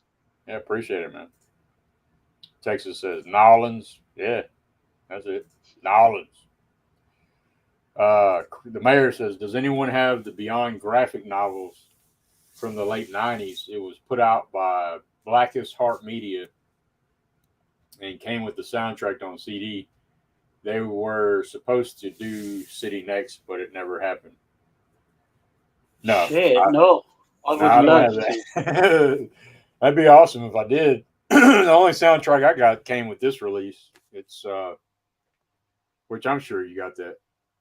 I mean, this isn't a very old release. It's Those still graphic novels, I would imagine, would be like yeah, fucking out of print. still pretty easy to get this one. But Yeah, I'd need to upgrade, I think, to get that. yeah, see that symbol right here? We see Yeah, that symbol throughout the film too. This symbol right there. yeah, yeah. That was a tattoo that Fulci's daughter had got. You ever heard that? No, I was going to ask you about it because I know, like, you're such a big fan of this film. Yeah, I didn't know why that kind of symbol was in there. it was a Um, tattoo his daughter got, and he put it in the damn movie like as the warlock symbol. I guess. yeah, I realize it's like a symbol of kind of sinister, Right. what's behind it, but I didn't know why that. But that's definitely interesting to know And then that. the mayor says, and they also planned on a zombie graphic novel, which also didn't happen. Okay. Shit, I would love to have got them. Yeah, man. The book was hot off the press when it went up in flames. Shit. Uh, yeah, I got a copy of the CD with the graphic novel, the bobblehead, and the Blu-ray. Hell yeah. Nice, man, nice. Yeah. But excuse me. Uh, damn, what was that? Basically, 1981, where Kachiana McCall's character Yeah, Liza, she kind of inherits the hotel. recently inherited the hotel. So then that made me question this time. I was like, okay, she inherited the hotel. So was she a descendant of Schweck? Is that how you say his damn name? Schweck? Schweck, something like that, yeah. Yeah. I've never looked into that. I don't know. Obviously, he was staying at the hotel back in the 1920s, so whether they're related, I don't think it's alluded to. Yeah. Obviously, she inherits the hotel, so I think it's just off her ancestors. But I don't think they actually say whether he is or not. So I was going to say this part too. It says, woe be unto him who opens one of the gateways to hell, because through that gateway, evil will invade the world. So it's real similar to City, Oh God, in yeah, that way. yeah, absolutely. So then I started going really crazy in my mind. I was like, so what? Like where in City, Teresa, the head psychic cult woman or whatever, where she's saying that things in a different town are Yeah, happening at simultaneously. I was thinking, like, is this like alternate like universes, or some weird shit? But uh, it could be that too, with Catcher on My Call's character. I don't know. Maybe I'm reaching, but No, I think that would make sense yeah, because they were done so close together. Maybe, and they're definitely known as a trilogy. So right. I think that would definitely make sense. Yeah, But trying to interpret these films is like it's kind of crazy in it. But this one's hard to pin down. so Lyles Everything. just inherited the hotel, and then she's talking with this guy Martin. I guess he's like a designer, architect, something like that, along them lines. And he's like talking about doing all this work and all this shit. And she's like, I ain't got the money for that shit. And you see a painter. He's like, oh, me being a painter myself, I'm like, he's like, I'll have this wall done by the end of the day. And then Yeah, yeah, the funny, man. southern accents crack me up too. Like, it's like, come on, man. Yeah. But yeah. So he fall. He Catriona McCall's fucking accent goes from English to like Southern American to English. It's crazy, man. yeah, Sorry, I just wanted to yeah, say that. yeah. But yeah, man. So then he's painting away and shit, and he looks through the window. He sees those damn eyes, those marble eyes, right? Just Yeah, looking yeah. at it falls off the damn scaffold. Like, what the shit? And it's still, even if I saw that shit, I don't think I would fall off a 6 foot wide scaffold. I don't know, but No, it's quite funny in a way how he does it, but yeah, it's not meant to be. because But that's a pretty yeah. wide scaffold, and I've been on scaffolds a lot narrower than that shit. So, but hold on, let me catch your chat right quick. Let's see.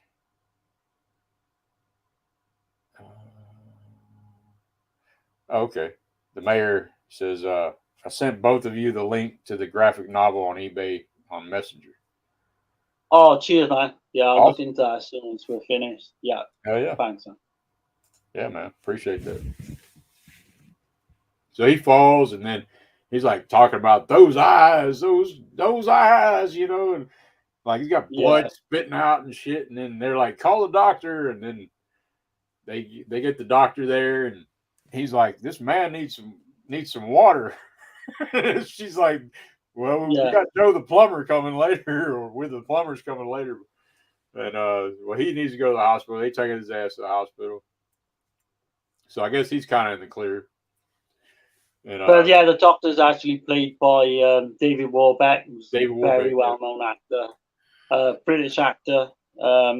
He turns up in quite a lot of these Giallos and Italian films. right? But But then, yeah, and then go on, I know what you're going to say. Go on. yeah. Well, what were you gonna say?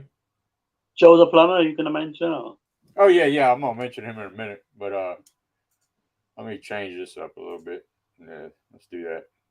Yeah, cool. All right, back to the comments. so anyway, damn man, I get sidetracked. Uh, That's all right, man. whew. Yeah, I'm looking at my shit here because I kind of want to keep it in order. So Martin, the architect guy, the designer guy, I never noticed it. All these times I've watched The Beyond, and it's never clicked until this time I watched it.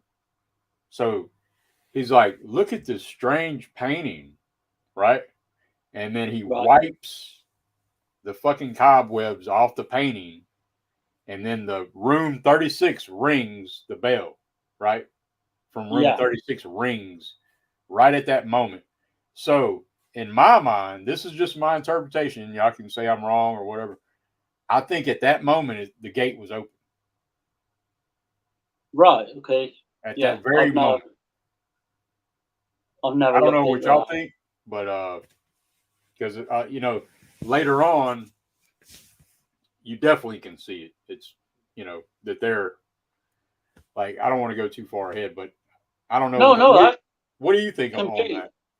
That completely makes sense. What you're saying. At Because that precise moment. that painting was the warlock's painting. That's his Yeah. portal to that to hell or whatever, right? So, Yeah.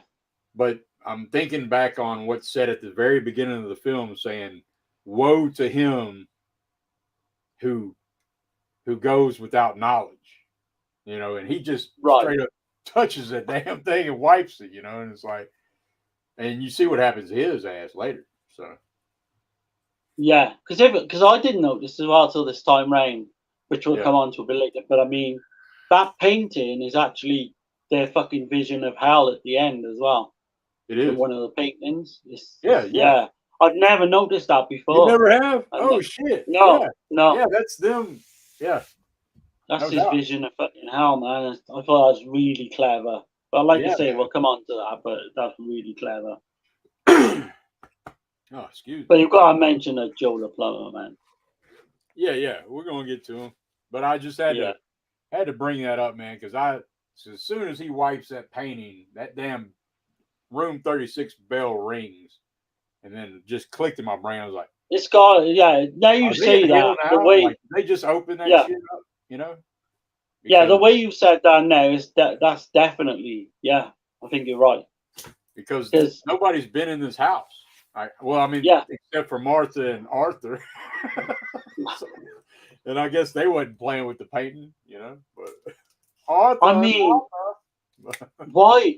Like, Catriona McCall and David Warbeck had a private joke about that because in England, Yeah, if you if you're going to mention someone you don't know the names of in England, right? So, for instance, I don't know someone's name.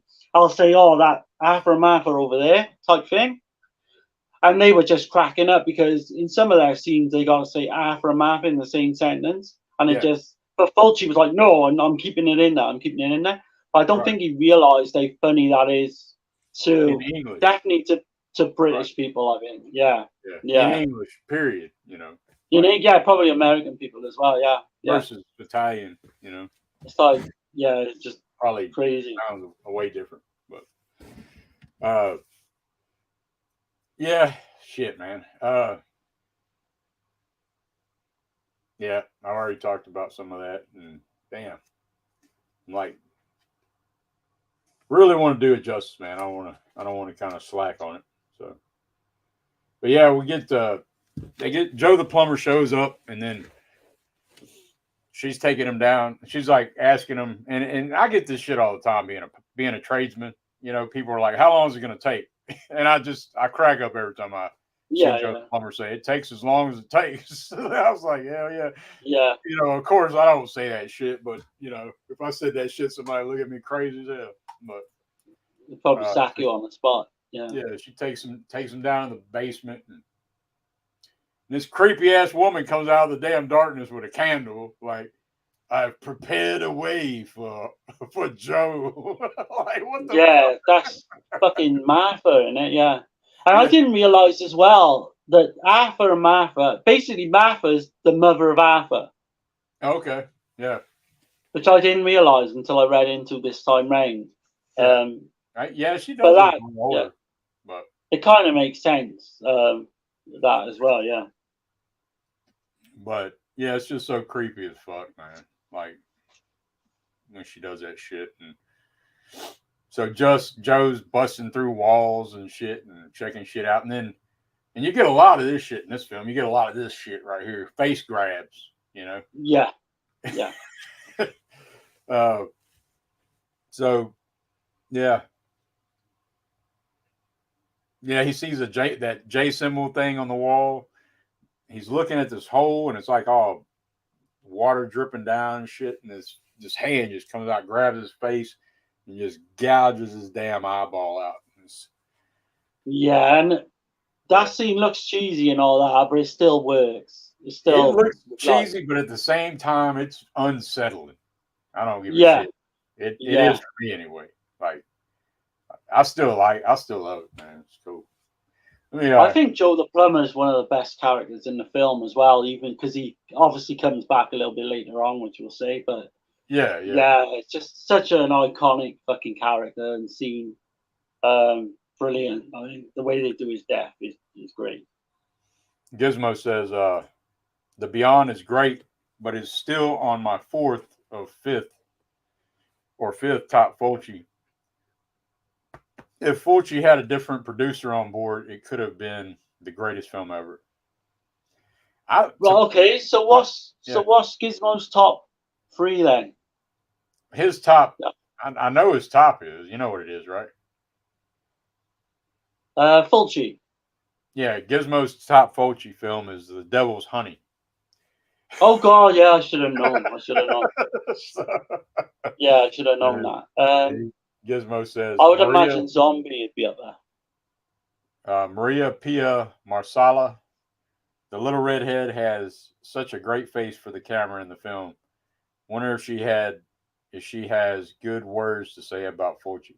Yeah, I don't know. That'd be interesting. Most of the kids had a bad time with Fulci. But wasn't that redhead girl you say there? Wasn't she a lot older than she was portraying? I think so, man. I could see acne Yeah, on her face. So she's like a teenager, and I think she's supposed to be playing a kid. yeah, She had yeah. I think obviously some of maybe the she's stuff just she did small. as well. Really, Yeah, yeah. I think she was quite like 5 or 6 years older than what she was playing. But yeah, right. Uh, great yeah, actress as well. I think like her scenes are so iconic as well for this yeah, film. no doubt, no doubt. Amazing. We'll The come mayor up there. says, the mayor says, Fulci definitely had an eyeball trauma fetish. Yeah, for sure. Yeah, the way he zooms in on eyes as well, he definitely had some fucking Yeah, kind of I love fetish that going shit on. though, Like, man. I love it. yeah, you can tell a Fulci film just by that alone, There's because a he'll lot of have Italian films do it, fucking. but Fulci does it a little different. I don't know. He does it a lot in what like dozens of times in a film. It's quite Right, strange, but you know just by watching it that it's a Fulci film just by that alone. right. But yeah, Joe the plumber. So you know, gets his eyeball ripped out, and he's done with. So, but and then let's see, where are we going? Oh yeah, we talked about Arthur and Martha. So then we got the scene with Liza.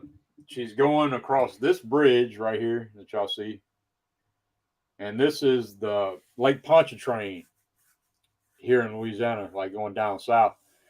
And at one time, it was the largest bridge above water in the world. Um, Shit, how long 23 is mile, that bridge then? 23 miles. 23-mile bridge, or I guess you'd say 38 kilometers. But Wow. I remember, don't want to go off on a tangent, but I remember Christian Hannah Horror. You've yeah, obviously heard of his channel, haven't you? I remember him mentioning it because he lives not too far away. yeah, he's closer He to it like, than I am. But I have been on, I've been on that bridge, and it's, back in the day, they used to have payphones every mile on the bridge wow. in case you Yeah. broke down. Of course, we didn't have cell phones back then, but 23 miles, that is staggering, man. it's I a would trip love to go, driving on that go, bridge, but it never looks like this. So I don't know how in the fuck they got this shot. I don't know. right. Like, he must have had to get permission with the film commission or something. I don't know how the hell they did that because it's busy as shit. This is always busy. Yeah, because it looks deserted in the film. It looks, And that's what my point was earlier. Like, is that the moment when Martin yeah. wipes that painting? Has she already transcended with Martin into hell? But everything still looks the same in the world. No, like, honestly, mate, I think you're onto something here because Yeah. I didn't like kind of get that, but now you've mentioned that, it makes total sense. And then this Um, character, Emily, we know that she's already transcended because she read the damn book. She shouldn't have been reading that book. Because and I mean, if, what a like character as well. Sorry, go on, Dirk. because if you go deeper into Ibon, like, which I had no idea until we were going to do this. He was like a great sorcerer, and uh, that's the shit they're reading. Like, you Right. know what I mean? Yeah. Yeah. So I guess, Yeah. uh, but I guess the character Schweck, being a warlock, he knew how to read the book or something. I guess, without Yeah. but she didn't know. Emily didn't know. She was like an innocent to it, so it took her in through the portal of another place, another dimension, hell or whatever. But I don't know. But this scene is so strange, isn't it? The way, Katjana McCall's character Liza actually meets Emily. Yeah, and it works on every level as well because, like you said, like we said, it's deserted. It's got kind of an eerie feel about it. And yeah, what a great character as well for a film. She's played by Cynthia Monreal, and I was basically watching one of her interviews on a past Blu-ray, and she was beautiful even up until a few years ago. Yeah. Honestly, such a beautiful actress, and she's aged really well. She must be, when at the time of this interview, she must have been well in her 50s, and I mean, I think I've seen that God, interview. Yeah, you're right. she is stunning, honestly. Yeah, she held up pretty good. But yeah, she just. But anyway, I just wanted to point that out about that bridge. China. I think China has a bridge that's in because both these bridges, the China bridge, I can't think of what it's called. I can't pronounce what it's called, but it's right there with Lake Pontchartrain Bridge, which is a Lake Pontchartrain Causeway is the name of the bridge. But yeah, love that scene, man. Every time I see that shit, I mean it's iconic. There's an iconic shot as well. You've definitely seen this shot A of Fulci sat in the chair on the bridge, yeah, just sitting and there. you've got the fucking wind is swirling, his hair's hair's flying. yeah, I wouldn't mind having a poster of that shit. That's just an amazing shot. Yeah. Right. Yeah, so Liza meets Emily and her German Shepherd on a deserted Lake Pontchartrain Causeway Bridge. like what the hell is going on? And also, I didn't mention that Liza's from New York, so she has no idea about the South or anything like that. She's got this whole mindset. I'm from New York, and I've seen so much shit. I've seen some of the craziest shit, and she don't. She's not believing nothing at first. She's kind of a skeptic in the beginning. I think this is her last chance at financial success as well in the hotel. So I mean, she's so she's so far in now that there's no way back, kind of thing. Right. Let me catch the chat right quick. The mayor said just picked up the Mondo Macabro Blu-ray, The Perversion Story. Awesome, man. I've got that, man, and obviously I take it the mayor's seen that film, but I mean that's a beautiful addition. I love the Mondo Macabre. Releases. I still need to see that movie. I still haven't seen that one. That's the one I haven't. Shit, yeah, I remember now. You said you haven't seen it. We'll definitely cover it. Yeah. We'll do all this, Ali. Think if they had payphones in the wasteland of Australia every 10 miles, that would have been insane expensive. Yeah. Oh, God. Like, the bush in Australia just goes on for fucking thousands of miles, I think, in some places. Right. It's fucking crazy, man. It's like the desert as well. It's so hot. But, yeah. Let's see.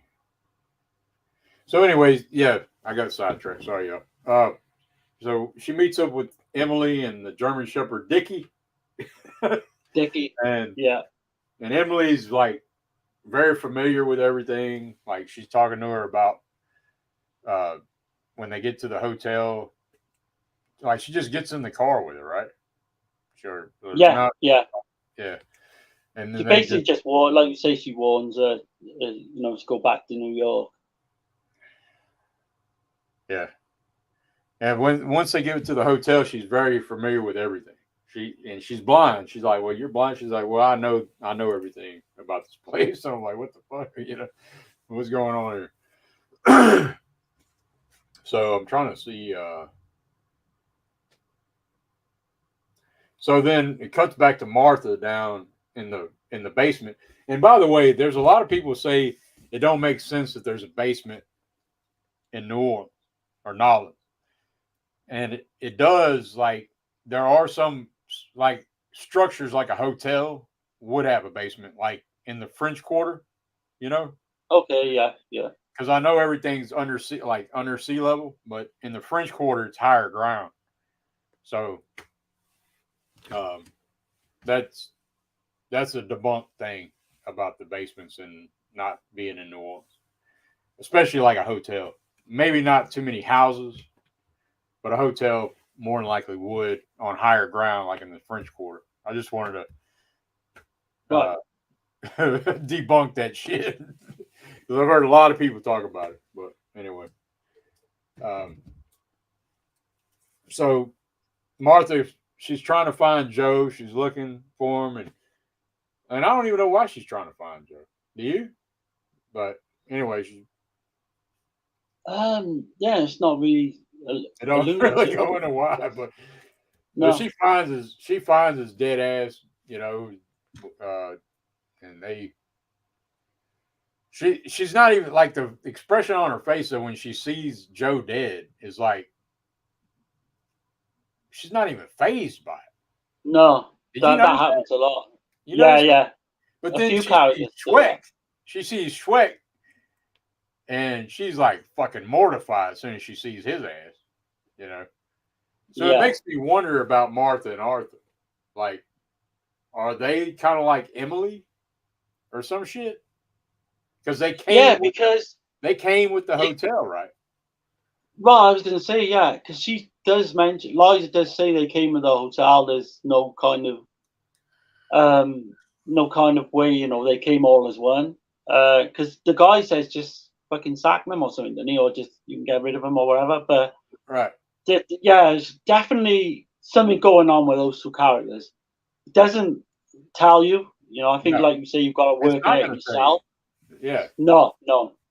But which is great. yeah, So, you could actually say maybe they are like Emily, but yeah, but they're yeah, not I don't know. blind. It's all to So they're not I don't blind, know. no. So it's all to interpretation, I guess. Right. It's just Uh, so weird, odd. The only reason I even think that is because the way she looks at Joe. I And think she, didn't she have like a liking for Joe at the start though? Because she said she made some kind of walkway for him to walk on. yeah, but she's all creepy about They, it. yeah. So I think she had like a soft spot for him. Is the way I looked at Yeah, I it. don't know if she had a soft spot or she set his ass up. So, Well, yeah. but she's like, Could be, could you be. know what I mean? Like, because she's Yeah, like, I prepared a path for you. Like, what the fuck? yeah. But I don't know. Very sinister, like. But then Yeah. when he's dead, she's just like, you know, it's like just an ordinary day and shit. But as soon as she sees the warlock, she's freaking the fuck out. So, um, so then Emily warns Liza to leave. She's warning her leave, and she's like, I just can't do that. This is my last shit. So Yeah. she gets warned several times, leave this fucking place, you know. But she ain't having it. So uh, they take Schweck to the hospital. It sounds funny, Schweck. I mean, I Yeah. don't, I Fucking don't know. sweat. They take him to the hospital, and then they got some kind of clever idea to put some kind of brainwave shit on him or something. Uh, Yeah, this scene is fantastic for me. It's probably one of the best of the. yeah, This is where I think it starts to really, yeah, get going. This film. right. A lot of people Uh, complain this movie's slow, but I don't know, man. oh, it's not slow. It's not I've slow. never It's just felt like to be honest. Like the first watch wasn't slow to me, but it's brooding at times. I wouldn't say slow. right. I think there's a difference. But yeah, this scene is crazy, brilliant, man. Yeah, they hook him up to the brainwave machine, and then you start seeing the heartbeat and shit. As soon as they leave the room, his heart starts beating and shit, and then uh, so then Joe's wife shows up, and then she like sees, she looks over at Schweck. She's like crying over Joe or whatever, or not really crying, but she's just like, she's cutting sheet. I guess she was going to put that shit over his face. Is that what the deal was? You know? I'm not sure of that. Yeah, but She ends up cutting some kind of She's cutting like sheet. a cloth, a white cloth. I assume she's going to put that over his face. But so then she turns and looks and she sees sweat and she's just like freaking the hell out and then screams. And then the little daughter, the little red gingerhead girl. Yeah, Jill her name is. Yeah. Jill, yeah. She comes in there and is like, and you see this bottle of acid just, her mom's just laying on the floor sleeping. Like, what in the fuck, you know? What just happened? Yeah. Yeah. And this clear ass acid just pouring on her face, melting it away and shit. It's just like, but that scene is so good. Yeah. Yeah. She's got to witness that shit happen to her mother, you know, and her dad. Yeah. So she's all kind of fucked up, you know. But I mean, the suspense in that scene, because you got the acid on the floor coming towards Jill. Yeah, it looks like Slurpee or something. Yeah, it's fucking superb the way that scene is shot, because on paper I would imagine that would, you know, you probably think that was funny, but it's like really creepy. It is. Yeah. I think it's one of the standout scenes in the film for me, anyway. You know. I think so.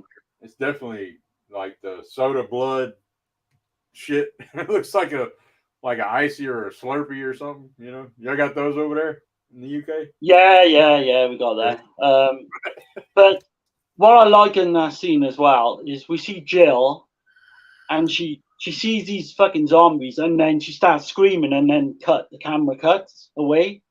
Yeah. And it's done so fucking well, because obviously that character is going to come into play again. I think it's fantastic, because that little girl, like, she's creepy in a way. She's creepy as well, the way she looks, but she's kind of got like an innocent look to her as well, which kind of puts you off what's about to happen, because we'll come on to the funeral scene as well, which is great. Right. Hold on, let me catch the chat right quick. Yeah. You got the Madness Comic Network. Hey, yo. What's going on? Yeah, hey, man. Yeah, nice to have you on board. Yeah, they got a lot of comic artists on that channel, man. It's pretty good stuff. I highly recommend y'all checking it out. He says, SPC, join the madness. Yeah, man. Yeah. I found that channel, like they had a horror, some kind of, I think they were covering Deep Red was the first one. But they have stuff all the time. They got all kind of different people on that channel. A lot of comic artists and people independent artists trying to get their comics going and stuff. It's pretty cool. Nice. Gizmo, he says, would you say that Beyond is a good film or a good movie? I would say it is a great masterpiece of a film. That's what I would say. I would say it's a masterpiece as well. I would say all three of these are kind of a masterpiece in different ways. Right. Definitely. Beyond is an amazing film. Definitely got a, you know, I know a lot of people that hate on it or hate on these three films. I think they just like the straightforward narrative story. They want spoon-fed shit, you know, and they want tons of exposition. They want everything overly explained. And if that's the case, then these three definitely are not for you. If that's the case. Yeah, would that be a generational thing, though? Because a lot of people my age... I don't think I've seen too many people that dislike these films, but... Yeah.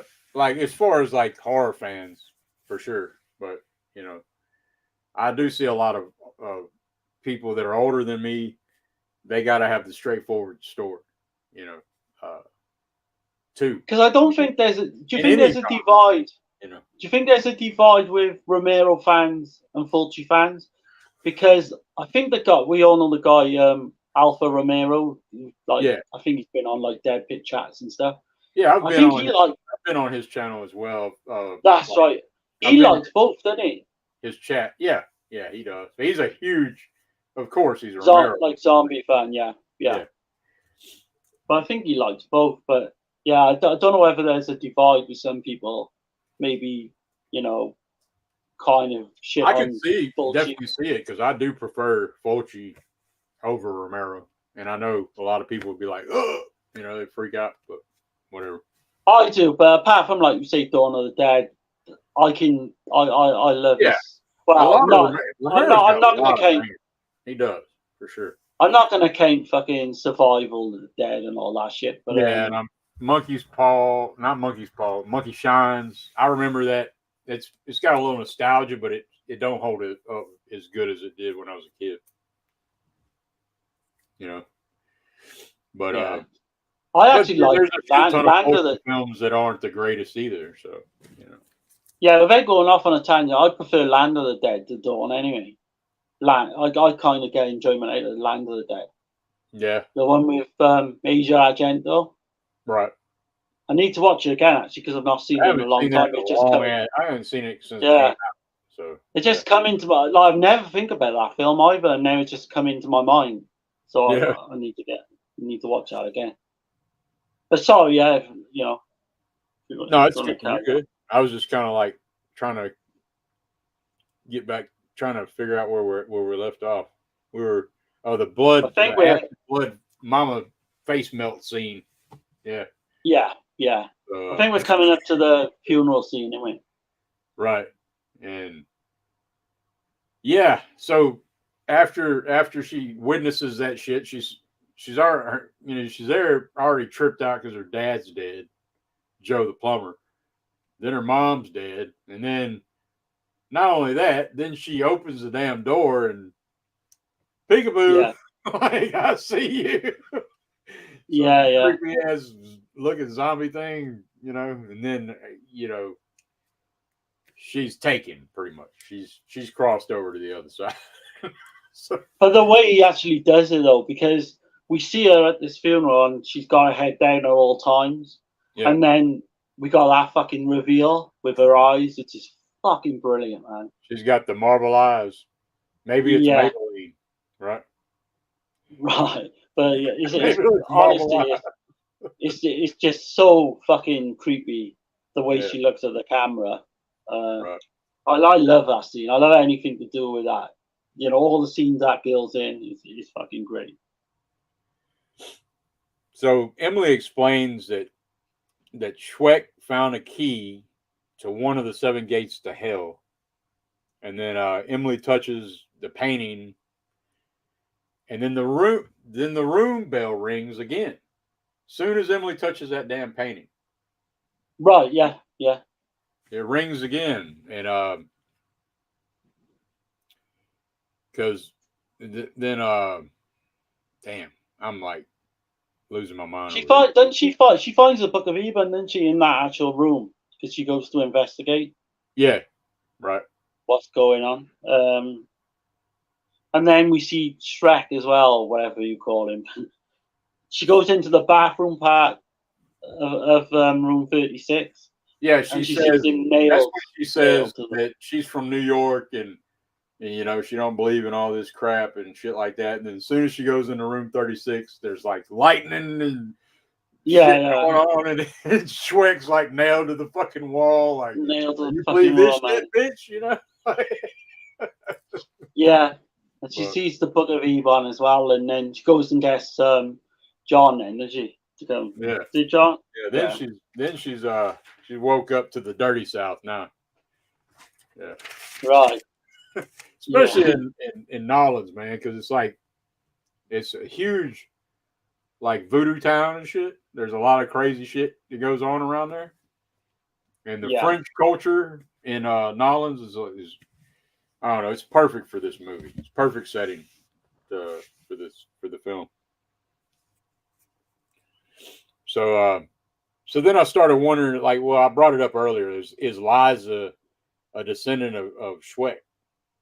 You know, Yeah. It's never said.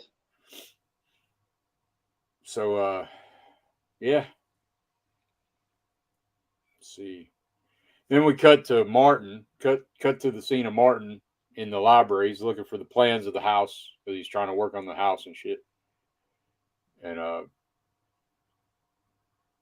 And by the way, you get a Fulci, Lucio Fulci cameo, takes him into the damn library. And I still have never understood that scene. Like when Fulci leaves, he's leaving the library. Why He locks does he up, say that? He said, "I'm going to lock you in so you won't be disturbed." Like, yeah. I mean, he's going to be gone all his lunch break as well, so it's going to be at least an hour.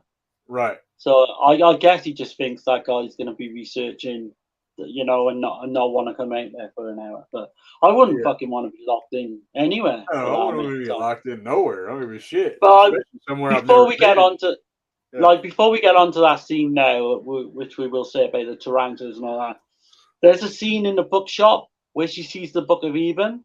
Yeah. And that fucking guy who runs the bookshop is creepy as fuck. Do you know what he reminded me of? Yeah. Do you know what his accent reminded me of? Revenant Kane in fucking Poltergeist 2. He's so fucking creepy, man. I'm like sitting there laughing and shit. Yeah, for no fucking reason, just laughing his fucking ass off thing. And then he comes out with that fucking accent. It's shit kind like of that funny. Makes me think. It's shit like that makes me think that she's already crossed over. Yeah, it's possible at this point. Anything's possible at this point. He's talking about that book's been there for 2 years. He says that book's been there for 2 years, and he's just laughing like the sadistic kind of laugh and shit. Now I hope we're not. I hope we're justifying this damn movie,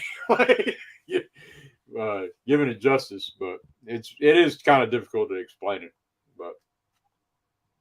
But yeah, sorry if we're coming on to the tarantula scene as well in the library, which is great. Yeah, he's up on the. Great. He's looking. He finds the book. He finds, is it the book? Like the plan. Yeah, the blueprints. The blueprint plans. Yeah. And as soon as he finds that shit, he's looking at it and shit, and then lightning crashes again. We get a lot of lightning and shit going on. And he's like, I think he sees that. There's something to do with the basement in the plans. Yeah. So he looks at the basement and it doesn't seem right apparently. But like you say, fuck it. Is it lightning or fucking something just knocks him off that ladder? Lightning crashes and then he just gets startled, scared, and he flies off the fucking ladder and hits the ground. And I guess he's just paralyzed. I guess he broke his fucking neck and never said. He broke his neck and he's paralyzed. Yeah. That's what I got out of it. You see the slow fucking spider crawl of tarantulas just coming. And he can't do shit about it, It is such a great scene because, you can obviously see some of them are fake in some of the scene, but they're mixed with real tarantula. It's fucking brilliant. You just gotta watch it, man. I think it adds to the surrealism of the whole shit that's going on too, though. I think awful. Yeah, I think all Fulci's gore like that, is not some of it's not realistic, but it just fucking adds to the film. It works. It just makes it, even as a fever dream, but it fucking works, man, big time. Right. Yeah, that scene. If you don't like spiders, then. And by the way, I think that one of the clips from that scene is used in Spider-Man 2, I believe. Did you know that? No.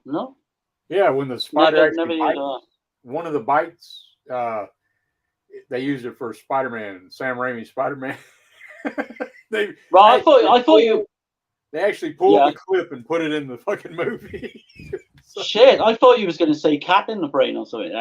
Fuck. Yeah. But these spiders that end up eating him as well, which is so funny. Yeah. I mean, you're not supposed to. Pulling his fucking eyeballs out and chewing his fucking lip off and shit. Yeah. Fucking crazy. But the music is. Yeah. The music as well is fucking brilliant in that scene. The same, right? But the sound design when the spiders are moving, it's like fucking metal scraping and shit. Like, what the fuck is going on? It's like that's why I think they're in hell already. Like this time around, right? It's gotta be, man, because so much shit don't make sense. It's surreal, it's just insane. But it's an amazing scene. Yeah. So then, let's see. Yeah. So the spider feast is taking place, and then so then we go to John McCabe. Is that Dr. John? Yeah, yeah. So he's reading the book of Ebon. You fucked up. You know you done fucked up. He realizes, did he, that it's part of one of the 7 fucking gateways to hell. Right. And that's what I was getting at, though. Like, all 3 films, like, somebody's searching for knowledge, and then when they find it, they're kind of cursed, you know. Yeah, it's very similar kind of storylines in all 3. Right. For sure. And then we got to get back to Joe the plumber, man, because he's back. Oh God, with Martha, yeah. Yeah. So this Martha, is a great scene as well. She unstops a drain, and then Joe the plumber's coming up out of that damn bathtub. I know, it's such a great scene, man, because you don't see it coming. And the actual way they do her death as well. It's kind of like we mentioned before with the splinter scene in Zombie. Yeah. But this is kind of done the same reverse kind of way. It's in reverse. And it's another face grab. You notice the face grabs that go on in this damn movie? Absolutely, yeah. And we see this nail as well, and then the fucking head's going up. It's a blunt ass nail with the head showing. You know, it's Schweck's nail, right? Yeah. And he just smashes their shit like against it, and the eyeball comes out the opposite direction. It's great, man. You know, it's not going to be kind of effects that would happen today or anything, but I mean, in terms of cheesiness and all that, it fits perfectly with the film. Right. It's fantastic. Some more eye gore for you. But I mean, they're all bangers now. The scenes coming up are all bangers to me. They really are. They just hit after hit after hit. It's like they're kind of like I know it's a film and it's all patchwork together, but they kind of like just different scenes just happen from now on in. If that makes sense to you. And I think ain't that how he made this one? Like he thought of a bunch of scenes, and then he's like, look, I got all these badass murder scenes and shit. Right. And then I'm gonna build a story around it, you know. Yeah, that's all to these badass, you know, to my visuals, you know. So. That's the only way that he could have made this film, because there's different scenes coming up as well, which is just amazing. This next one you're going to mention as well is great. It's great for different reasons. Right. And I know what Gizmo was on about, the film or a good movie, because one day I was talking about the difference between a film and a movie, and I feel like a film is like a universal, like around the world, more people say the word film than they do movie. But also, when I think of a film, I'm not going to go on a big tangent about it, but when I think of film, the word film, that somebody actually cared about what they were making, and they didn't care. I mean, of course they want to make money, but that's like second place to what they wanted to do. They wanted to create something, their vision. They had passion, and it's not just, you know what I mean. And then a movie is just, when I hear the word movie, I think of, well, somebody's just trying to make money, you know. But that's the way I look at it as well. A film is kind of it's more a project that, like you say, you can't.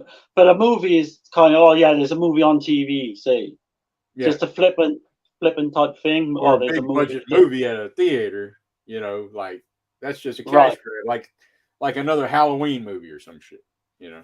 Yeah. I'm not gonna call that shit a film. I know what you're trying to say. What you're trying to say. A film is something on a much better level, a more personal level. Somebody actually gave a shit about what they were making. Yeah. Let's see. Chris C says Beyond is is a great film, Gizmo. Yeah, hell yeah. Can't argue with that. I have that same release of Perversion Story Mayor. I like it quite a lot. Hell yeah. I still need to get on to that one. I've seen most of Fulci's. No, that's one I You haven't. definitely like Perversion Story. It's not going to be for everyone, but Yeah, it's kind of like one of Umberto Lenzi's Giallo of the late 60s. It's very similar to that. right. So, you're not going to get, Black Dove Killer or anything.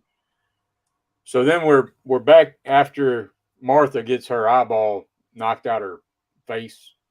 After that scene, like, we got Emily and Dickie sitting in the dark, and This is great as well. yeah, it's she knows she starts hearing the piano playing and shit, and that's something odd too with her and that piano because I could never see her actually playing it, but she'd be sitting there by the piano and the piano would be playing and shit.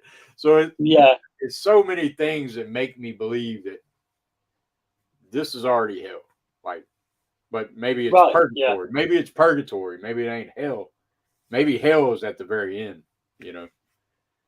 Yeah, she's definitely caught in two worlds. Like, Right. is that like Emily character? Definitely. So then she senses a presence and she's like, "Who's there? Who's there?" And then all these damn zombie, you know, type zombie types, I guess, spirits. I think Shrek is one of them, and yeah, Yeah, there's that's others one. that. Yeah, and I heard But that. this scene is great. Go on. Yeah, Dickie is she's like telling him to get him or whatever, right? She's telling Dickie to get him. Yeah, And he gets Schweck and he's just biting the shit out of him. And like, so I heard the way they did that, they put bacon in his pocket or whatever. the oh shit, did the they? actor, yeah. Yeah, So he wasn't yeah, really. He yeah. was just after that damn bacon and like when they were doing the scene. So, Well, it does look pretty good up until a certain point, I will say, with but a what's to German come. Shepherd's highly intelligent dog, man. They can learn up to like over 20 commands or some shit, you know. So it's perfect. Um, yeah. So then Dickie comes back, and then she's like, "You did it, and you made them go away and shit." And then he's all like, panting, everything's just normal, everything's going good, and Dickie just got to bite the shit out of her throat.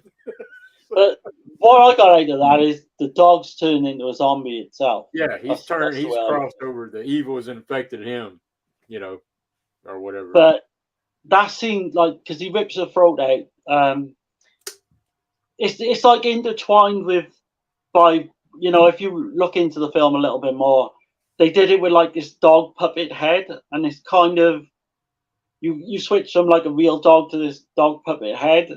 It's hard to explain, but it fucking works. It's Yeah, cheesy as fuck, like the other ones in this film, but it's brilliant at the same time. It's kind of jarring in the way you think, shit, yeah. it's very fucking violent. You don't expect that the first go round. I didn't. No, no, And then no. he rips the shit out of her throat, and that gore, the blood just pumping out of her throat. That shit still fucking holds up, man.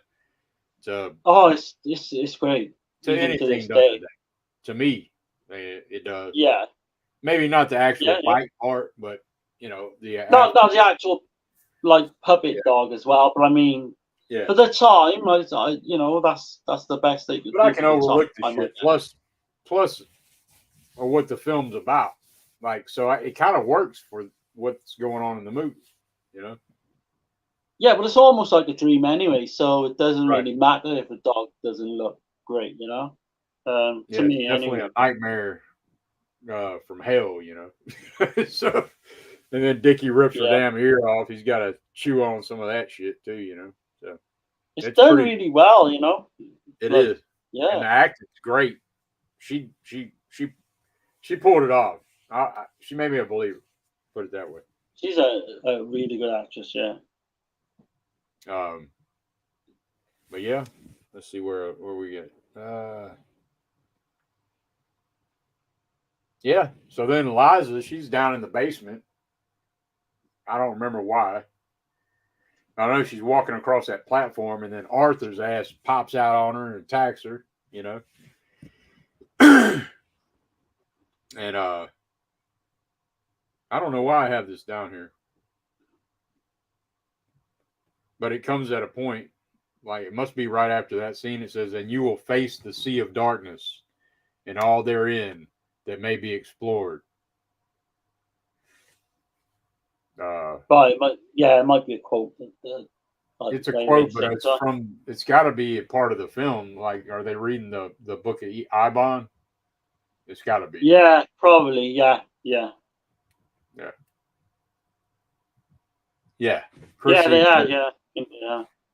Chris C says, Perversion Story is a good exploitation giallo filmed on San Francisco as well, but more of an erotic thriller. Okay. Then he says, they actually do. They actually filmed one of the scenes in a proper gas chamber in a prison. Oh, for the first time. Yeah. Damn. Okay. Then he says, The Beyond is very Lovecraftian. Yeah, for sure. It is very much so. Yeah. Lovecraftian and this other guy that I was talking about, which I'll talk more about it once we get to the end of it, about the book of Ibon and shit. Yeah.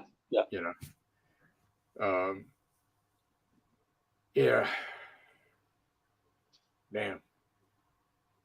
Yeah. So there's nobody on. So Liza and John they get in the car, and they notice that there's nobody around. They're on their way to the hospital, and like before, when I watched The Beyond, I always thought at this moment is when they were already crossed over. You know what I mean? Yeah, because something weird happens as well. Because they drive to the hospital to see his kind of doctor friend, played by I think Al Cliver, right? And they end up for no reason at all being back in the basement, right? Yeah, of the hotel, which makes no sense. But yeah, I don't know. Yeah, we got to get to the jail scene though first. Oh yeah, because that's damn near the end of the movie that you were just talking about. But yeah. So now John is seeing crazy ass shit. He's been a skeptic, but at the same time, he still kind of believes. You know, I kind of like that how Fulci does that. He makes it because in so many films, so many horror films, especially, there's always a skeptic ass person that's just 100% not a believer. But like even like Peter in City of the Living Dead, and then John, and see that's another thing. John is another saint. Like some weird shit going on here. Yeah. I just thought of that. But so then the thing is, he does that well. They're kind of like halfway in, halfway out. They still believe in the person, so they don't kind of like just. But after he reads the book of Ibon, he's all the way in, just like she has been. Soon as Martin rubbed that paint, I believe, is when the shit happened. Do you feel as well with this part of the film is more Romero-like in a way, because we do have the zombies kind of all the zombies start coming, and he's shooting them in the chest, and people are probably screaming. I know the first time I seen it, people are fucking. I was like, "What the fuck are you doing, shooting them in the chest? Because you just shot one in the head." But I also think Fulci was like, "Yeah, fuck that." Like, I'm not gonna just do it like everybody else does it. But there's a funny anecdote to come with that scene, because David Warbeck has to use a gun in that scene. Right. Do you know what I'm gonna say? Oh yeah. So basically, he's never used a gun before in his life, and I think didn't he have difficulty using it also? But they end up both laughing, and it's actually in the film. Yeah. Where Catchana McCall and David Warbeck, they get into the lift, I think it is, and you can see they got a smile where they've been laughing so much because he couldn't handle the gun in real life. Yeah. Sorry, I just thought I'd put that in there, but I thought you was going to mention the one. There's one clip. It shows him actually trying to put a bullet in the barrel, like He's trying to Oh, right. load No, the gun. no. Yeah, I didn't mention that. So, yeah. Have you ever seen that in the movie? Yeah. He tries to put the bullet in the barrel to load the gun. And he did that Yeah. shit just for a joke. It was not. But Fulci let it Right. go. So he must have not been that much of an asshole. Like, you know? Yeah. Yeah, I think they had a lot of fun on set. I know that. Even though Fulci would have his tantrums, right. them two apparently got on so well, McCall and David Warbeck. They became great friends even after because I think during the filming, David Warbeck had some kind of might not have been during, it might have been after filming, but he owned like this. His house was kind of part museum, and there was this big, massive mansion thing, and he used to hold parties there, and Catchana McCall and Fulci would go to these parties. Again, I'm sorry if I went off a little No, bit, you're good. off Oh, top. hell yeah. But I think that was quite interesting. He used to have these. I'd love to have been in one of them. Would have been Hell great. yeah. Shit, yeah, man. That'd have been killer. Let me see. Let me catch the chat. I was just seeing the chat started loading up on me. Let's see. Gizmo says, here he's going to give us some shit probably. You guys going to be live on the Sexiest Man Alive channel tonight? Or will you just be boring and go to bed like two mules on a campfire break? I take it he's doing another stream later, is he? Yes, that's what he's saying. Because I was like, I don't know. Yeah. Let's see. I doubt if I'll be on. Gizmo, you see the early fights. The Void is very similar to the Beyond. Think you two would like it. Yeah, I've seen the Void. Oh, I've never seen that, but I'll take note of that. Seen all of them, every fucking one. The Russians are freaking destroying everyone in every way possible with wrestling nowadays. Okay. Yeah. He's talking about the fights. UFC, Yeah. I guess. So let's see. Yeah, I was trying. I keep getting sidetracked. Sorry. That's all. You have until Jill's scene with Liza, I think. Yeah. So the dead keep coming. John, and then Jill grabs, like, all of a sudden she's been with them this whole time as they're going through all this shit. All these damn Yeah. zombies are coming. And by the way, that was the producers that did that shit. Fulci didn't want to do that shit. He didn't want to add all this. But I still kind of like it. I kind of dig it. But Oh, he it didn't is, want to. He didn't want to add this scene with Jill, did he? no, he didn't want to add all the zombies Oh, right, where they come in at them. when they were coming at him Right. and shit. That was the producers doing that shit. But Oh, okay, anyway. yeah. So then Jill, does a face grab shit on Liza. And then, David Warbeck, he's, John, Dr. John, whatever. He just, like, without hesitation, marksman, boom, blows her fucking shit away, man. Like, That looks great as well. That scene man. looks really fucking good. It still Yeah. holds up. I still laugh my ass off every time I see it. Yeah. Maybe I'm sick, but whatever. So then they go down the stairs, like you were mentioning at the hospital. After that, they go down the stairs. They pass through a brick wall that looks very familiar, what Plumber Joe did earlier, right? Yeah. And they basically find themselves in the basement, don't they, the hotel? Yeah, they find themselves back at the hotel in the basement. Which makes completely no sense. Yeah, Into the Beyond, and they too are in Schweck's painting. And yeah. They're blinded as well. So I added this. I wrote this for the shit. I said, can they find a way out blind? Can they find a way out blind but knowing the truth of what is beyond? Never. Never able to see again. So what is most important? Being able to see and never knowing what is beyond, or fully knowing the answers in darkness for eternity? Like, all that shit came to me today.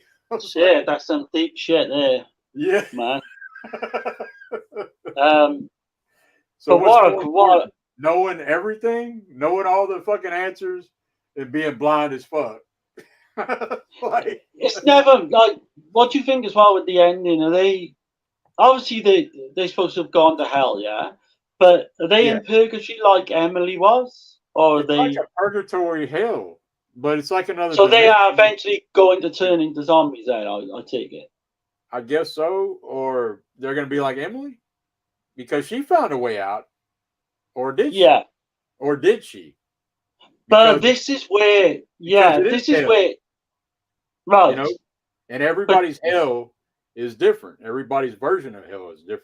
Like if you but look did at it you that way. realize they were going to make a sequel to this?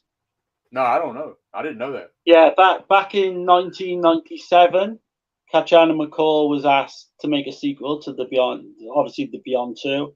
I think Damn. Jay Slater, who's on the commentary track, mentions it because he had something to do with the writing or something. But never, obviously, never come around. I'm kind of glad in a way that it didn't. Yeah, I'm glad too. I wouldn't. Yeah, It just not. I don't know, man. Like I don't mind sequels the way that he did these sequels. They're all spiritual sequels. They don't have the same yeah. characters. I love that shit. Uh, Um, I've got a cut. Like, did you realize? Have you ever seen a film with Brooke Shields called Pretty Baby no, that was made in 1978? no. It was actually shot in the same house as the Beyond, Oh with the shit. same Okay. house. Yeah, Damn. I have seen a Cool. still from it as well, and yeah, so it does look exactly the same. Oh yeah. I wanted to add. Are you? Did you have anything else you wanted to say about the Beyond? No, you carry on. You carry on. I've got a few things written down, but I don't know whether they're worth mentioning. But you carry on from it, yeah, if you want. Yeah, they're worth mentioning, man. I don't want to bore everybody. I'm gonna read this little shit that I found about the Book of Ibon. Yeah, I found it pretty interesting. That's why I went ahead and took notes and shit. So Ibon is one of the great old ones whose existence precedes over knowledge. He was part of the Eight Reaper legions and was a former friend of death. So I was like, what the fuck? This is some crazy shit, but it adds to the mythos of the Beyond. Obviously, Sacchetti and Fulci had to know about this shit, you know? Uh, Yeah, yeah, so, um, so Ibon is directly based from the sorcerer of the same name from Clark Ashton Smith's short story, The Door to Saturn. Uh, in the story, Ibon is a legendary sorcerer and priest who is famous for writing the Book of Ibon, which had accounts of his life, his magic, formulae, and rises of Zat Haka. What the fuck that is? But when an inquisition came for his arrest, he fled Saturn through a magic panel. His intelligence far exceeds anyone else's. Uh, being the abundance of knowledge is a is as much a gift as it is a curse, in that it allows Ibon to understand and see through all things. Everyone around it drives them into madness. I was like, holy shit. That kind of like adds to the mythos for me. But I don't know. yeah, yeah, yeah. Um, I haven't got too much. Yeah. Obviously, do you know when we was on about they do the zombie scene towards the end? They Yeah. were apparently like all homeless people.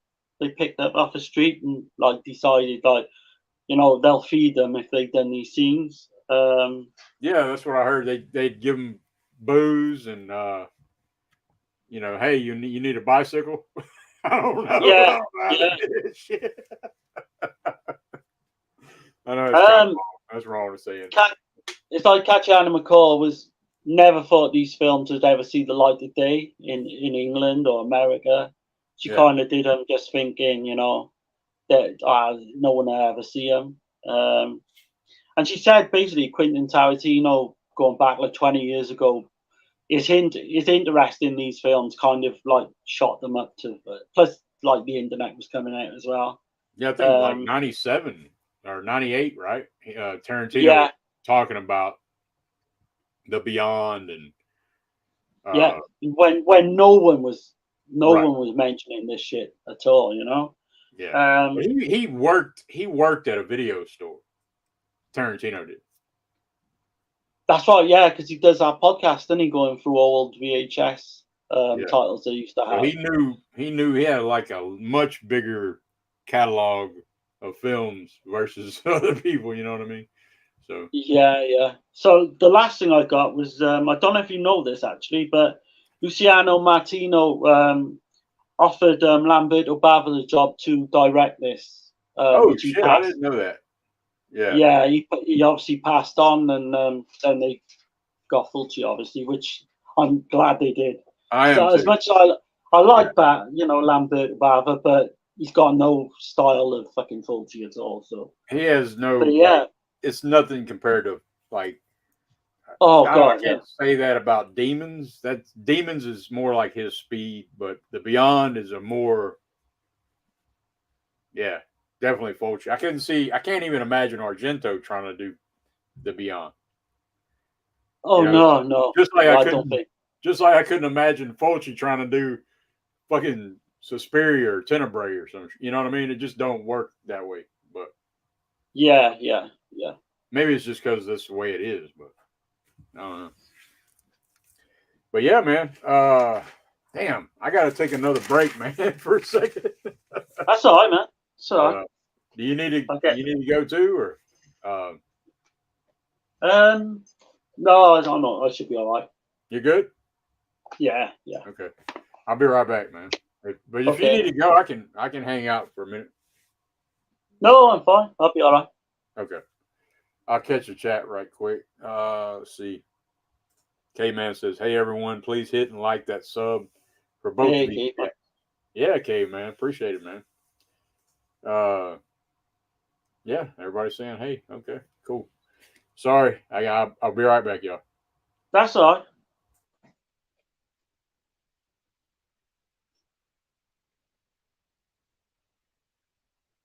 So, guys, we're going to be coming on to The House by the Cemetery. Is the last film we're going to cover.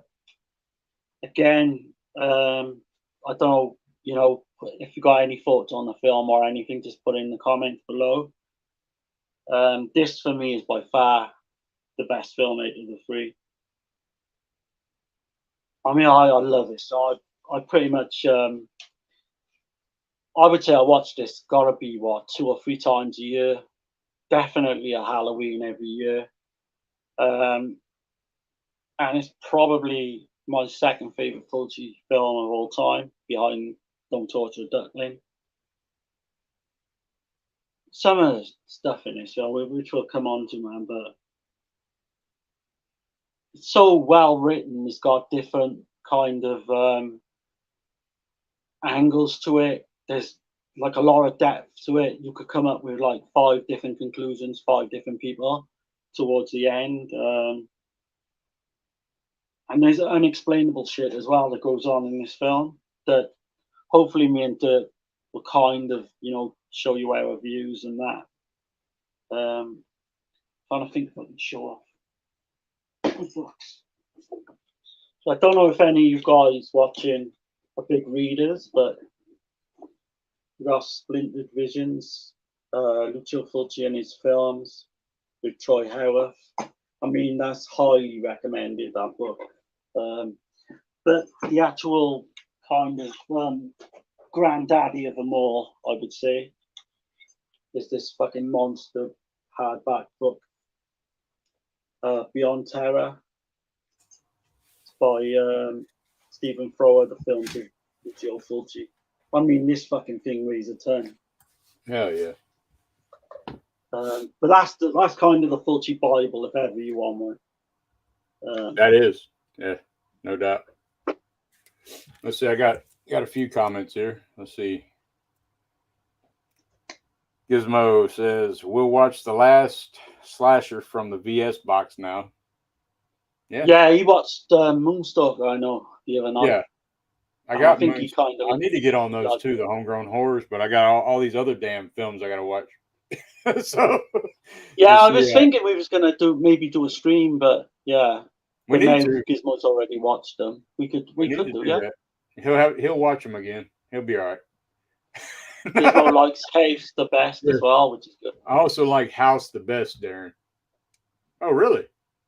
Okay. Me and Gizmo mine surprisingly got like you wouldn't think so, but we got kind of the same tastes. Oh, yeah, that's right. Yeah, that's right. I for some reason I thought he liked Beyond, but let's see. The Devil's Honey, New York Ripper, House by the Cemetery is my top, I believe. Okay. That's a good You fucking can't really three to have. argue with. I I've mean, not well, seen the Devil's Honey, but I've heard it's pretty I've good. seen The Devil's Honey. It's definitely not even in my top five, but I mean, I think Gizmo looks at things a little different in a It's a hot technical, take. maybe a Yeah, technical, and he really loves the sexploitation stuff more than I right. do. But Yeah, uh, yeah, that's cool though. Let's see. Yeah, so I'm gonna let you take this one, man. I've kind of been like yeah. going Um, I should going pretty hard like at this. my phone should fucking hold out, hopefully, with the battery. But we can speed things up a little if you want. Like the release, that's the new release, the 4K UK, Oh and shit! it's fucking such a great, yeah, I didn't know it was release. a hard box like that. Yeah, it's the hardbox poster and all that shit, man. Holy It's shit, man! fantastic. Let me see. Um, Can I see the? Because I thought I seen a different kind of artwork than that. this is the original art. That's You the can art. you can That's the get two original. But different ain't there a different artwork on the? on the other one. Yeah, there's two different ones you can get. Okay, okay, Um, that's what they did. I always keep the fucking J card on. I do too. I do too. If not all the time you can do it, but so I do on the arrows. I do for sure. I got the window box arrow. Yeah. But yeah, I Oh, did get this as well because this has got different extras on. This is the old DVD from Arrow back in the day. okay.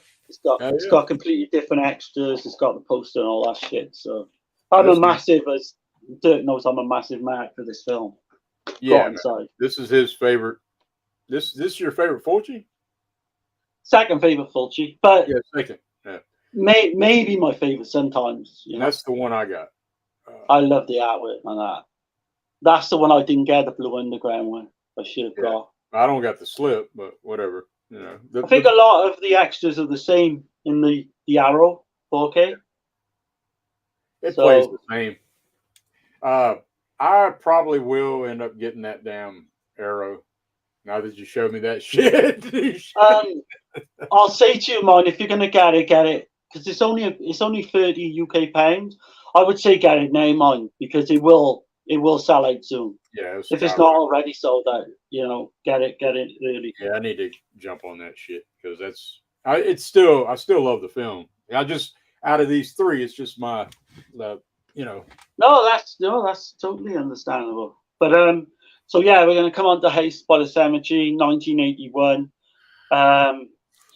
This for me is like I think it's a masterpiece. You can talk about this in so many different angles, different ways. yeah, You got basically you got Katiana McCall coming back to another Fulci film. She plays Lucy.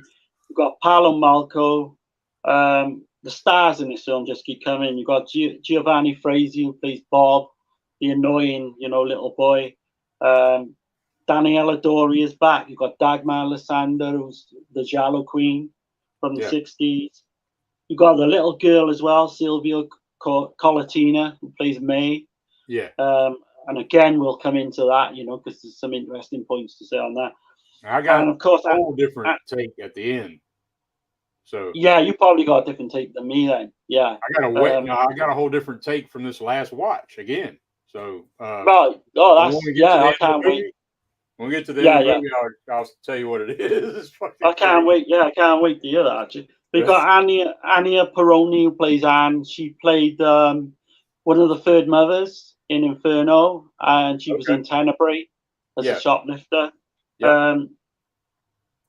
Oh god, where'd you start? Because I absolutely love this film. You want me to give a brief summary? Yeah, Or yeah, if you can, yeah, yeah. okay. Let's see. Yeah, so this is every scene. That's how I do it, man. Like I just go scene to scene right I'm the through. same, man. I'm the same, But exactly the same. but I do have a brief summary. Um, so Dr. Norman Boyle is moving into an old house where his ex-colleague murdered his mistress and committed suicide. So the doctor moves his family in while he researches old homes. Bob sees a little girl who warns him to stay away. Bob mentions, but his mom, Lucy, blows it off. And that's just like in my own words kind of shit. So, but Yeah, that's that's good summary, man. Yeah. okay. But we're going to like the opening shot. I don't know how in depth we're going to go with this, but it starts off pretty much like a slasher film. You've Yeah, got these exactly two like yeah, exactly, yeah, yeah. You've got these two teens. They kind of go to this deserted house to have sex, basically, um, and the girl kind of sees her boyfriend fucking strung up against the wall, you know, and she ends up with a knife through her head and comes out of her mouth, that which is shit done still looks really good. well. Still holds up to me. Yeah, it's an amazing because I saw a video by the channel Visited by Voices, Lauren Dixon, who, you know, a lot of people may know off YouTube, and Yeah, he's got some far out kind of views on this film. right. I'm not sure I entirely agree with all of them, but one of his views is this opening scene, he says, was actually done after the whole film. So this is after everything that happens with the family, you know, Bob at the end and all that. This couple kind of, you know, go into this house after that. I don't know. Did you get that from it? Man, But, that's a good take on it because it could be because what Mary Freudstein says at the very so end. the cycle keeps going on and on. Then yeah. Yeah, Plus, he said, which was interesting, the actual furniture and all that from that, you know, family. So it yeah, makes total sense that that happened after. So, you know, I thought I'd just put that in. But anyone check out his House by the Cemetery review, Visited by Voices. yeah, man. Um, That's pretty interesting. Yeah, for I sure. think you would dig it, to be honest. I think you'd be like, wow. Because he's obviously knows his shit, man, you know? Yeah, Um, but yeah, so we get that. That kind of gives us a slasher kind of premise going into it. But we're in New York then, and we see this family, like this mother and her little son. They're kind of talking. This boy kind of, he's called Bob. He's kind of spaced out a little bit. He's which is looking in this odd to picture. name a child. You know, like to have a child's nickname be Bob because Bob is Robert. It's Yeah, just yeah. you know it's just weird they call him Bob. So it kind of takes away from him being a child. In a way. Yeah, yeah, and I mean it's mentioned so many times. It's Bob, Bob, every other fucking sentence in this film. Yeah, and it's a But female doing his voice, right? So it's not really him that's annoying people. see, I don't think it was. I think in the commentary they said it's been people have said it was a female, but it's not. It's kind of a bloke's voice. But I Oh, don't. really? But they weren't. Yeah, that's what they think. But they Okay. weren't 100%. I've always heard it was a female that did the voice, but Yeah, I have as well. But in the commentary it says that I think that's like an urban myth or something. okay. Um, So yeah, so Bob's looking in this photograph now of this house. We don't know where this house is, and he sees a picture, or he sees this girl. She's in like the window, and again, this film is very much could be like The Shining in some ways, where this boy has got some kind of telepathic, you know, thing going on with this young little girl, the one played by Sylvia Collatina, who's Yeah. May. Her name's Hey. May. Yeah. And she's warning him, don't come here, Bob. Don't ever come to this house. You know, it's Right. giving him And warnings. and I think I even heard that Fulci said that this is kind of his take on The Shining. Did you hear that?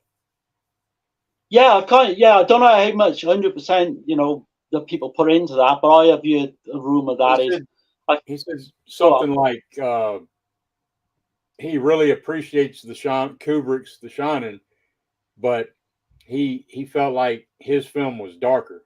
He felt like The Shining needed to be darker, and okay, yeah. which I was I like, can see that. I don't know. I think The Shining's perfect. So The Shining's a perfect film, but yeah. I think it might. You've got like with this film, you've got to bring up The Shining. There's no denying.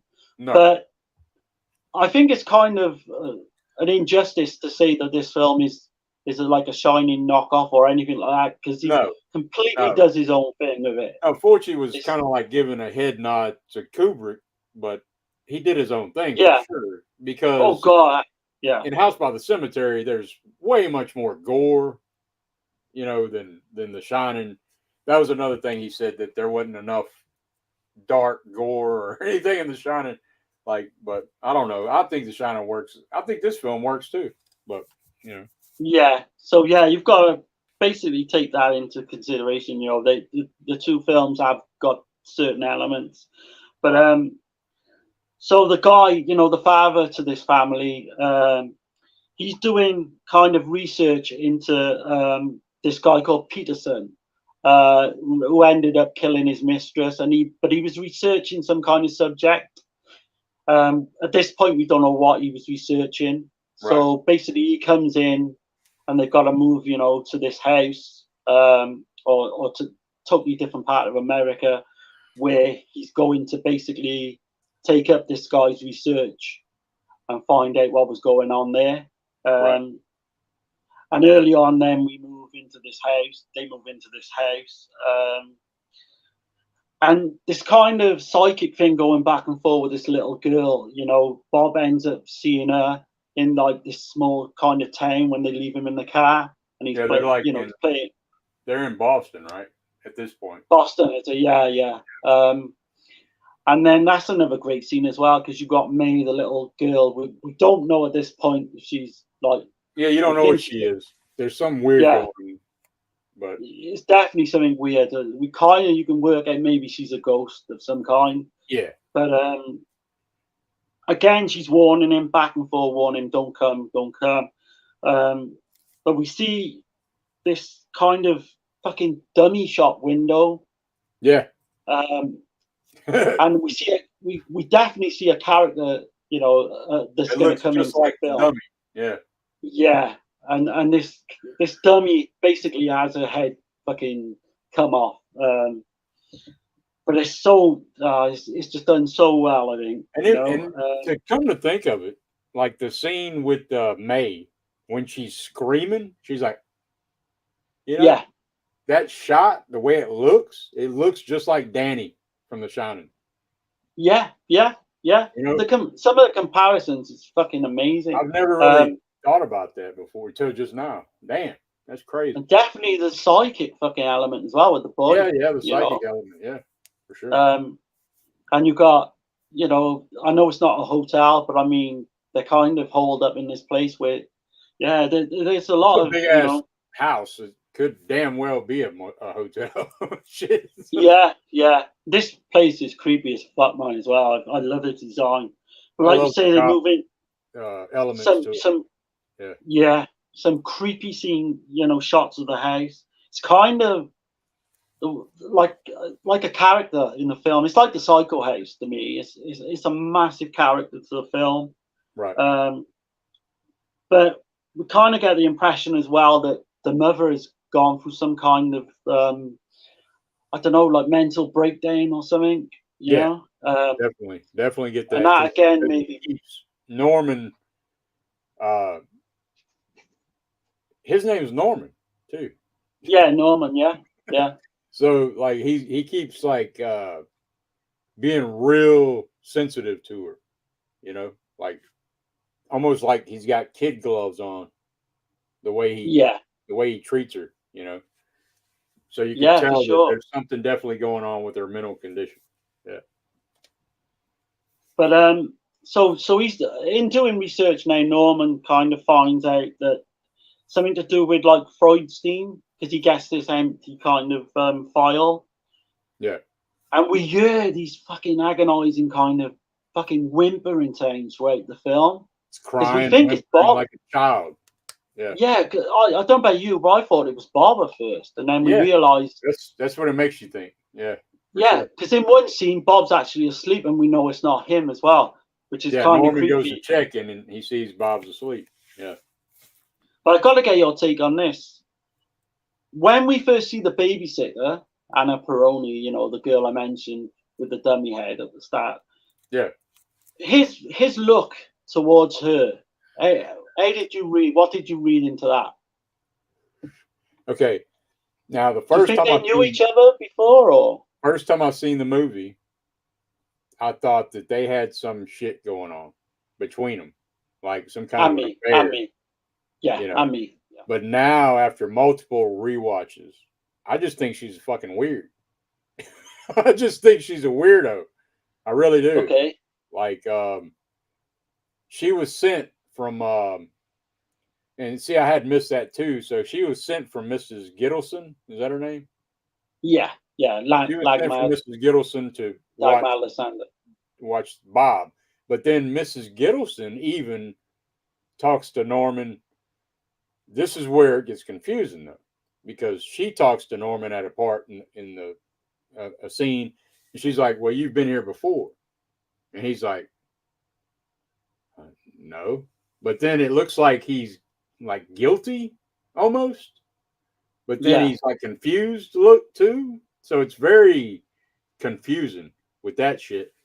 But then that comes up later in the film with another guy, a librarian, says you've been here before.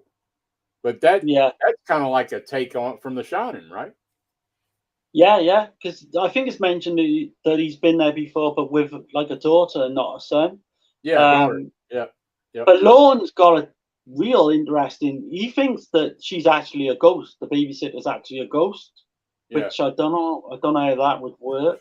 I don't think so. Um, I I think don't think that would I think work. it's pretty interesting. Like, especially spoiler alert. I'm letting everybody know now. Spoiler alert before I say what I'm going to say. I think it's very interesting that May, being a ghost, has a premonition of Anne's death. You know, Yeah, yeah, I thought that was crazy as shit. A ghost had a premonition like of the future. You know, like yeah. Absolutely. It's like I have got a little bit written down for because the ghost elements. I don't want to get too much into it at the moment. The ghost elements and supernatural kind of elements were yeah, never in the original script. right, Fulci added all that okay, because Dardano Sacchetti's wife, actually Eliza Briganti, I think her name was, she kind of done the whole like the first story, part of the story, but I think it right. got changed. But I won't get too much into that at the moment. But so Mrs. Giddleston is like kind of in charge of like a state agent, you call her maybe. Yeah, Um, real estate realtor. Yeah, yeah, she blanks the mother. I'm trying to think. What's the mother's name now? um, Lucy. Lucy. So Lucy. Yeah, she blanks Lucy in the street, which is quite strange yeah. because she's like, That's odd too. That's an odd. yeah. Like it still confuses me when I see that. Like So why is she? does she fucking know? Does she know that something fucking untoward's going on? You know, this estate agent might know something because Yeah, why would you do that? You know, she looks kind of guilty that she got them introduced to the house in a way. yeah. But yeah, that you know, I kind of got that, but Plus, along maybe with you the know, conversation between her and the other guy, he keeps calling it the Freudstein house, and she keeps calling it the what the something manner is it? something command. I thought she said Comanche, but it's Oak So Manor. yes, Oak Oak Manor, Oak yeah, Manor yeah. or Oak Mansion or some shit. But uh, yeah, she keeps correcting him because he keeps saying it's the Freudstein house, like it's something really Yeah. bad, you know. So exactly, yeah. So I think that she knows something. I'm not sure what at this point, but yeah. So Norman, yeah, like you say, like rumored to be there. you know, he's supposed to have been there last year for some reason, but he's kind of like, you know, no, it wasn't me. Bob finds like Mary Freudstein, like the wife of Dr. Freudstein, who's going to come into the film a lot. Yeah. Doesn't he kind of find is it a grave or something? Yeah. His grave. Yeah. Or she looks like she's kind of alive, and then May tells him, she says no, she basically tells him she's not really dead. So I'm not sure whether she's dead or alive at this point. I think you can work it out though that she's a ghost of some kind. Yeah. But And also I found interesting too. Did you notice that May kind of like when Mary Freudstein tells May something, she'll be like, no. she'll be like, yeah. we're not doing that kind of shit, you know? I don't know. It's I didn't work out because, well, as we come on later, because there's going to be loads of spoilers first. yeah. I didn't realize that May was the daughter of Dr. Freudstein, but yeah, obviously, yeah, it's crazy, man. You see But, well, yeah, like you said, we'll talk about it later. You see all the crazy shit. Yeah. So so Lucy then finds this fucking tombstone in the house they're in of Jacob Freudstein, and she hears these fucking whimpering noises I mentioned as well. Underneath the rug, So, underneath her damn rug. Yeah, very fucking creepy, man. Because back in the olden days, they used to do that. They used to, apparently, anyway, I don't know if it's just made up for Fulci's film, but they used to like bury members of the dead in their houses because outside, you know, the fucking weather, the ground was frozen and you couldn't dig or something. Oh, I don't know if that's a thing back in the 1800s or what have you, but that's what they're saying. And this is in Massachusetts, right? Yeah, no? Yeah. Is it? I think it was Massachusetts. Yeah. This film, yeah. So where are we coming on to now? So basically, they're in this house now. You know, Norman decides to open up the cellar, and it's like really fucking suspenseful. Because he finds, as he goes down in the cellar, he finds this girl's ring from earlier, which I didn't mention. Sorry, from the opening scene, the opening kill. Because Fulci zooms in onto this ring, doesn't he? And we don't know why. Right. And that's something I wanted to mention. So yeah, I got it right here at the beginning of my notes. And it says, I said, Daniela Doria, the first female victim. Yeah. I just couldn't help but notice that the ring looks like the blind eyes in the Beyond. Oh God, yeah. I've never, I didn't think of that. Like the marble on the ring. Like I just noticed it this go around on this watch. So yeah, that could be a big connection actually. Right. Yeah, man. Because I kept looking for things that connects these three films, you know. Yeah. Apart from like the obvious, you got like that looks just like the damn marble contacts that they wear. It does, yeah. It really does. But then we come on to like obviously he's down in the cellar. We come on to that bat scene. I don't know why you think of this, but it's fucking kind of gruesome. Yeah, I love that shit. I mean, you could say it's funny to some degree, where you know it gets in her hair and all that. Yeah. But like when it fucking latches onto his hand, it's fucking horrific. Oh, it is. I think. What I mean by like Fulci not cutting away. He's like, no. Like and we're gonna have some black red blood shit, you know. It looks. And I think the little boy is in that scene as well, so I imagine that would have fucked him up. That little boy. It's seeing that in shit. Yeah, fuck man. But then he fucking uses his scissors to get it. Yeah. It's like the tarantula scene in the Beyond. It's hokey, but I mean it works. It does. It's kind of fucking horrific, I think. Right. Yeah. But yeah. So yeah, we got that. They basically get to this point now where they just want to leave the Freudstein house. Right. like again, we see May and the mother. Then she's telling it. She says, "Don't go inside" to Bob, and we got all this kind of going on. And then we come on to if I miss anything, mind feel free to like interject and let me know. Yeah. But I'm thinking we come on to like Mrs. Gittleson's like kill scene, which is brutal, man. Yeah, man. I It's really like probably this. it is my favorite kill in the whole movie, and the way it's And shot. this, did you slow realize motion. this was cut? This was cut quite a bit as well. Because I don't think because if you see the aftermath to this kill, Yeah. there's eye violence involved or kind of indicated, Right. which we never see. Her face is all her shit's all. And I'm Fuck, like, wait a the minute, I didn't face is see all fucked that up shit. as well. Yeah. Yeah. 'Cause I thought So about it they at the time when actually, I was like, wait, I didn't see all that shit. What happened? yeah. So they filmed extras, but it's never seen the light of day. But she gets her leg trapped, and this poker. Yeah.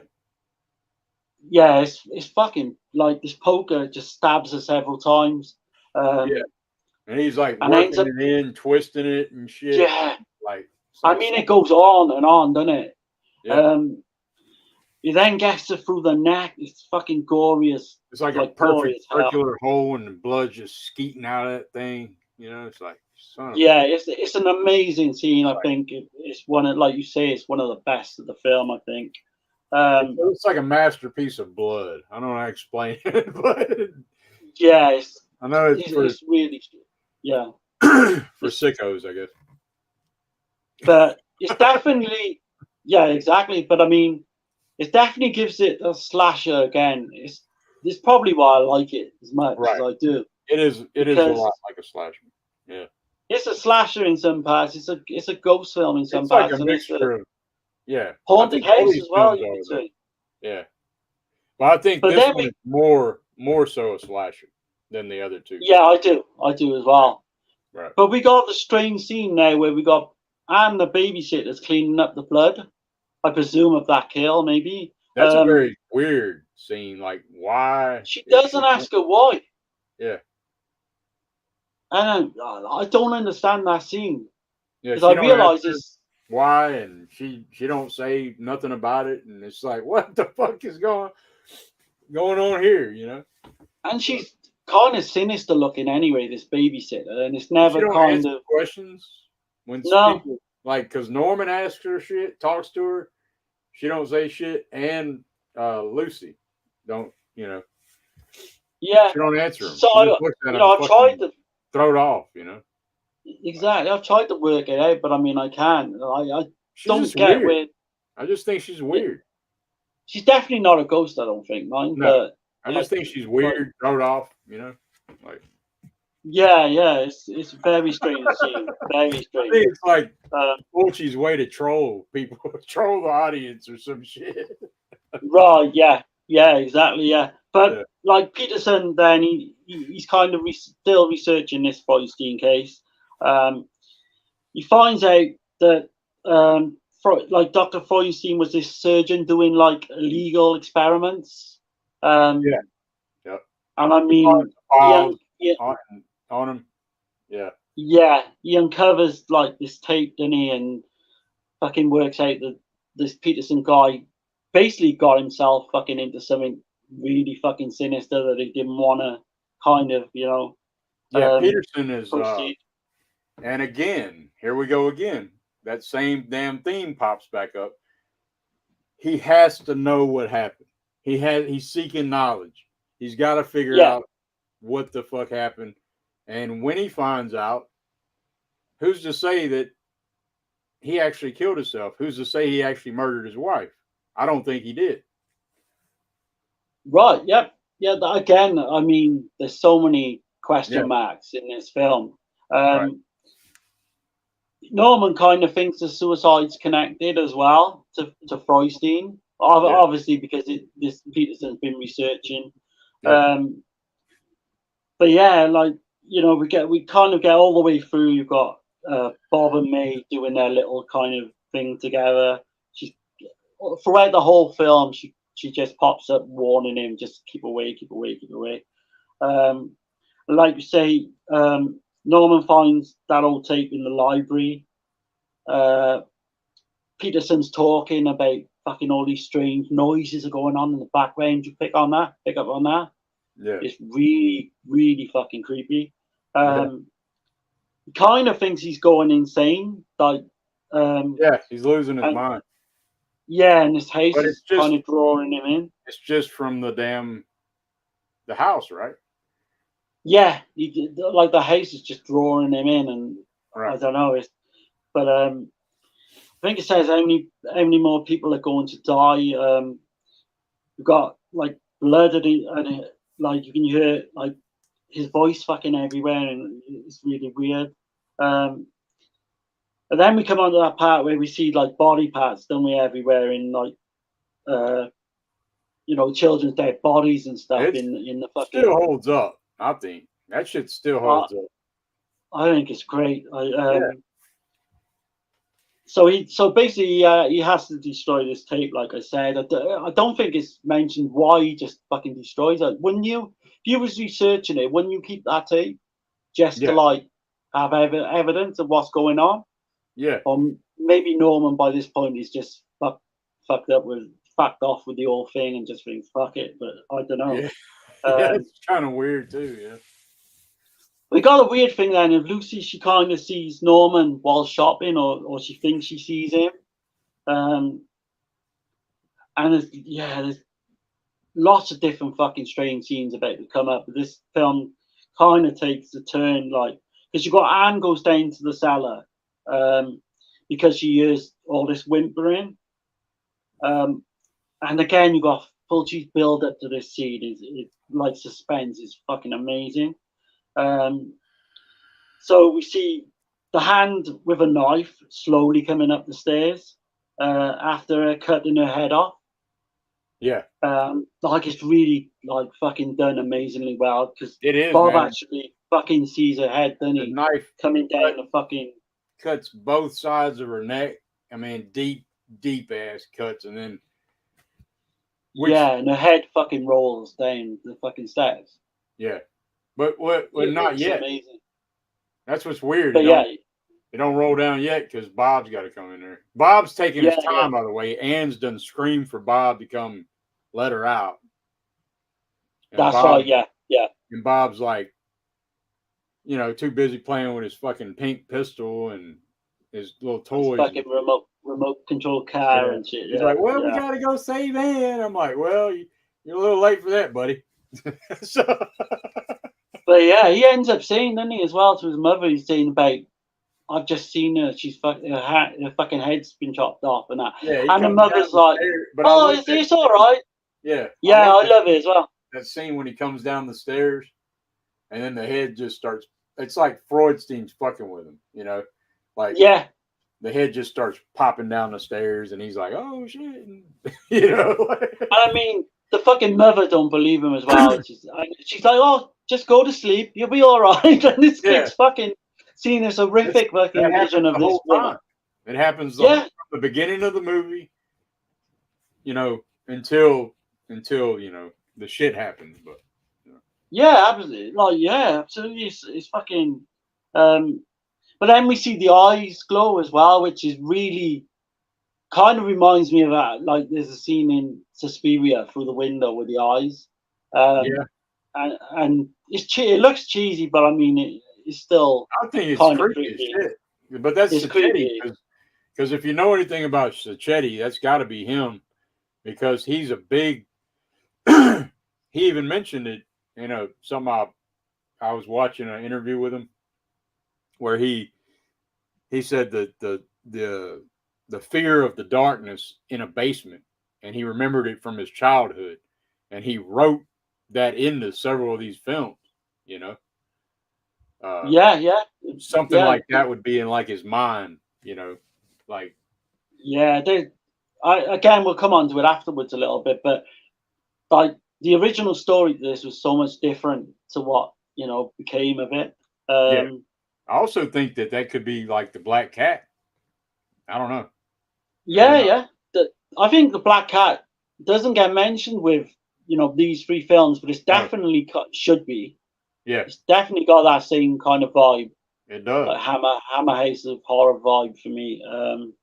Yep. But so basically, then Norman goes to the cemetery. Then he tries to find Dr. Feinstein's like graveyard or tomb, and he's told like basically it's not there.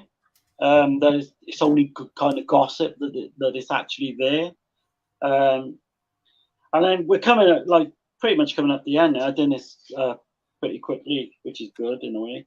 But Bob goes down to the cellar again looking for Anne. Yeah. The door closes, like the eyes glowing again, like we say, like we just said. But this time he's trapped. Lucy goes down to try and free him, or she certainly tries to Use do the the key in the door. and it won't turn. Yeah. And that's so suspenseful as well, that scene. Because you're It thinking, is. just fucking. Breaks the damn key with the knife, trying to twist the knife. And then breaks the fucking knife. And then she's all freaking out. And then Norman is like, he knows what's up. He's like, we got to get him out of there. Like, so then he goes and gets the hatchet or whatever. He says, and again, the shining, isn't it, with the axe going through the door. But this fucking kid's head as well is right by the, so like creepy and suspenseful. But like something's coming up the fucking stairs as well after Bob, and and it looks like a normal hand holding the knife. Like, it does, yeah. I don't know if that's the continuity error or what. No, it's not. It's not a continuity error. We'll talk about it here in a minute. Oh, wasn't that hand played by me, the girl? Sylvia Colatina played that hand. Oh, I don't know. I didn't know about that. Yeah, I think she played. I'm not sure whether she did in that scene, but now come to think of it, it makes sense. It probably was her hand, yeah. Okay. So he's coming, like something's coming up the stairs now after him. So I'm trying to think where I am now. So Norman comes back. He's got a axe. He's axing down the door, basically, to try and get to him. And we see Feinstein for the first time. And it's so fucking creepy looking monster, like. Because, again, I think the look of the killer was so much different to what they originally had planned. They kind of had more of like a skeleton look in the original version. Okay. But they went with what they had, and it looks so good. It works amazingly well. And I'm gonna bring up this too, though, about Freudstein, because I know I might have told you and Gizmo, but like I really think Rob Zombie must have seen this because Dr. Satan seems like he was inspired from Dr. Freudstein to me. No, he's got that same look. Yeah. I think I mentioned it before, and it does. Looking back on it, it does look very similar. Like from House of a Thousand. And Rob Zombie.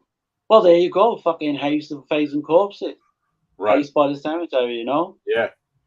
Yeah, I think you definitely got something there. But then, like you say, we see him for the first time. What I liked about it as well is you see all these bodies fucking hung up. Definitely like a fucking Mario Bava's $5 to the August Moon when they're all fucking, in the freezer. I know it's not in the freezer, but I mean, they're all hung up similar. And the reason for this is because Freudstein has to have body parts. Like he has to have human victims, the blood, to regenerate its cells. So he made himself a fucking zombie, basically. Yeah. So he's never been dead. He's basically just fucking lived on and on, like all these years, just feeding off, dead people's blood. And it's so crazy because he killed his family, but they're still with him. They're fucking ghosts. Exactly. Yeah. And like this works on so many different levels. This film, like you say, it works as either one of those type of films, Ghost or Haunted House. Zombie, ghost, slasher. But I think we might as well just fucking spoil the ending in a way because there's no way out of it really. Yeah, man, you got to. Spoiler alert! Anybody hadn't seen it, just letting you know. Yeah. So yeah, like you say, we find out he needs human body cells to stay alive. Um, Right. he ends up getting stabbed in the scene at the end, Freudstein, doesn't he? Where we see all this like brain fucking gunge and maggots and all Oh that yeah, you fucking see shit. Norman stab Dr. Freudstein, Yeah, and then you get the fuck yeah. maggot chili. I call it the maggot chili. It That's what it looks, looks like. yeah, it looks fucking gross, man. It looks gross. But you've got what I didn't see coming with this film as well. You've got the two murders of the parents as well, which Yeah, I didn't think was going to happen. I right. should have known because Fulci does go really dark with his endings. Yeah, he But just Norman ripped gets, fucking Norman's throat out, man. yeah, man, that looks so And fucking he's only good. got one arm, by the way, because Yeah, his other arm got cut off when the axe came through the door, cut his arm off. yeah, man, and you've got the whole thing with the hole in the fucking, where Bob can't get out. Yeah, His you can't get mother, the that big his ass mother, head through there. exactly, yeah. And I don't know how he did in the end, but did he in the end? That's what you got to He ask didn't. yourself. He didn't. See, my theory is he didn't. Right, yeah. So which we'll come on to now. So you've Right, got Lucy. Then she's dragged down the fucking steps by her fucking head. You right. see her going down the steps. Doop, doop, doop, I think that was. doop, doop, doop. I think they filmed 3 steps and they just put it all together so it looked like more. Yeah, And it's done really well, edited really well. So he's struggling now to get through the fucking hole, Bob. Um, and then we come on to the ending, and does he? We actually see him get out of the hole or get yeah. He out of gets out of the the hole, cellar. but did his body? Um, I don't think his body did. well, this is it. This is where it's open to Because you interpretation. see, the last thing you see is Freudstein grab him. Yeah, yeah. So I think he killed him. I think he killed Bob. I do as well. I do as well. So Bob then is with me and the mother, Mary. like Frontstein's wife. Yeah, Before he could um, only see May. Remember? yeah, yeah, So yeah. that really But cleared it up. now, Yeah. yeah, I think you're right. I think I've always thought that as well. But Right. you've got the piano music plays out where they walk away, and it's so fucking chill. I like goosebumps now talking about it. Yeah. And we see shots of the house, and the credits roll. And he just But starts was walking with him. Like that's his new family. Yeah. You So know? like I think she says, doesn't she, the wife, Mary. this is this is your new family now kind of thing. So was Bob killed? This is the question. Was he Yeah. killed? Yeah. Or is it all in his imagination? Blah blah blah. I think I'm with you. I'm with you. I think he was killed. Yeah. For sure. Um, Because he couldn't see Mary before. But then he's like she grabs his hand. yeah, yeah, and And he she becomes grabs part of May's the hand, and family. they're like one happy family with Dr. Freudstein. Yeah. So that gives that earlier scene with the girl with the ring makes total sense that that's after the fact, Right. So I Yeah, think Lorne definitely got that bit right. I never knew that. I never even thought of that. So that's pretty interesting. Yeah. But yeah, man, I like what else is there to say about this film? I absolutely love it. Okay, so now, I mean, I just want to put this in here. Now, you tell me if I'm reaching, if this is a stretch or what. But okay, go on, man, go on. okay, so is it a stretch to say that Mary is from City of the Living Dead? That Okay, Mary, and that yeah, John, Dr. Freudstein, is John and Dr. Freudstein is John from the Beyond because he's wearing the same exact fucking doctor's outfit shit, I never noticed that before. in the Beyond. I never noticed it either until today when I was watching House by the Right, Cemetery. So then you put all three, and then you got Bob from House by the Cemetery. So you got Mary, John, you got Mary from yeah, City of the Living Dead, John from the Beyond, and fucking Bob from House by the Cemetery. I don't know. Is that yeah, a stretch? yeah. I mean, everyone sees things But I differently, mean, like these movies are like in this crazy ass world, all three of them. So it's very possible that could be like, you know, I don't know. I don't know if it's meant to be. That's just something I've seen today. I was tripped out on it, but like, was May and Mary killed by Feuerstein? Then do you think yeah, that was it? Is that alluded to? Because I don't know if that's alluded to in the film, I don't know if it or is, is it? but I kind of gathered that because when you see the child, you see a child murdered. It's a redheaded child. I can't tell if it's a boy or girl. And you see that Yeah, dissected on a table. I, yeah, yeah. I kind of got the vibe that So was May. no, that makes When sense now you Peterson say is that. saying on the tape, he says, "Not the children, not the children." So it's That's like, right. Yeah, yeah, so I guess Peterson was somehow psychically connected to Freudstein as well, and he could see all the shit that he did. yeah, That's another question, you know. yeah. Because he got fucking too far in, didn't he? Too far deep with everything. Right. But yeah, like I say, I think this is. You could watch this film. I think it's got a lot of layers. I think a lot of people watch this film and think, oh yeah, it's a decent not run of the mill, but I mean it's a decent slasher. No, But you I really never need to have. fucking sit down Yeah. and watch it. But yeah, that's the impression I got or used to get up until recently. A lot of people don't like dive into this or think anything, about This is the things deepest that's I've going ever on. dove into it. Like just seeing things like just started popping out. But watching the Gates of Hell trilogy back to back to back, you start noticing other shit, you know. You do, yeah, yeah, yeah. They're definitely connected in different ways. Knowing Fulci, there's probably I would love to have got this big fucking interview with Fulci where he just goes into every detail of every film.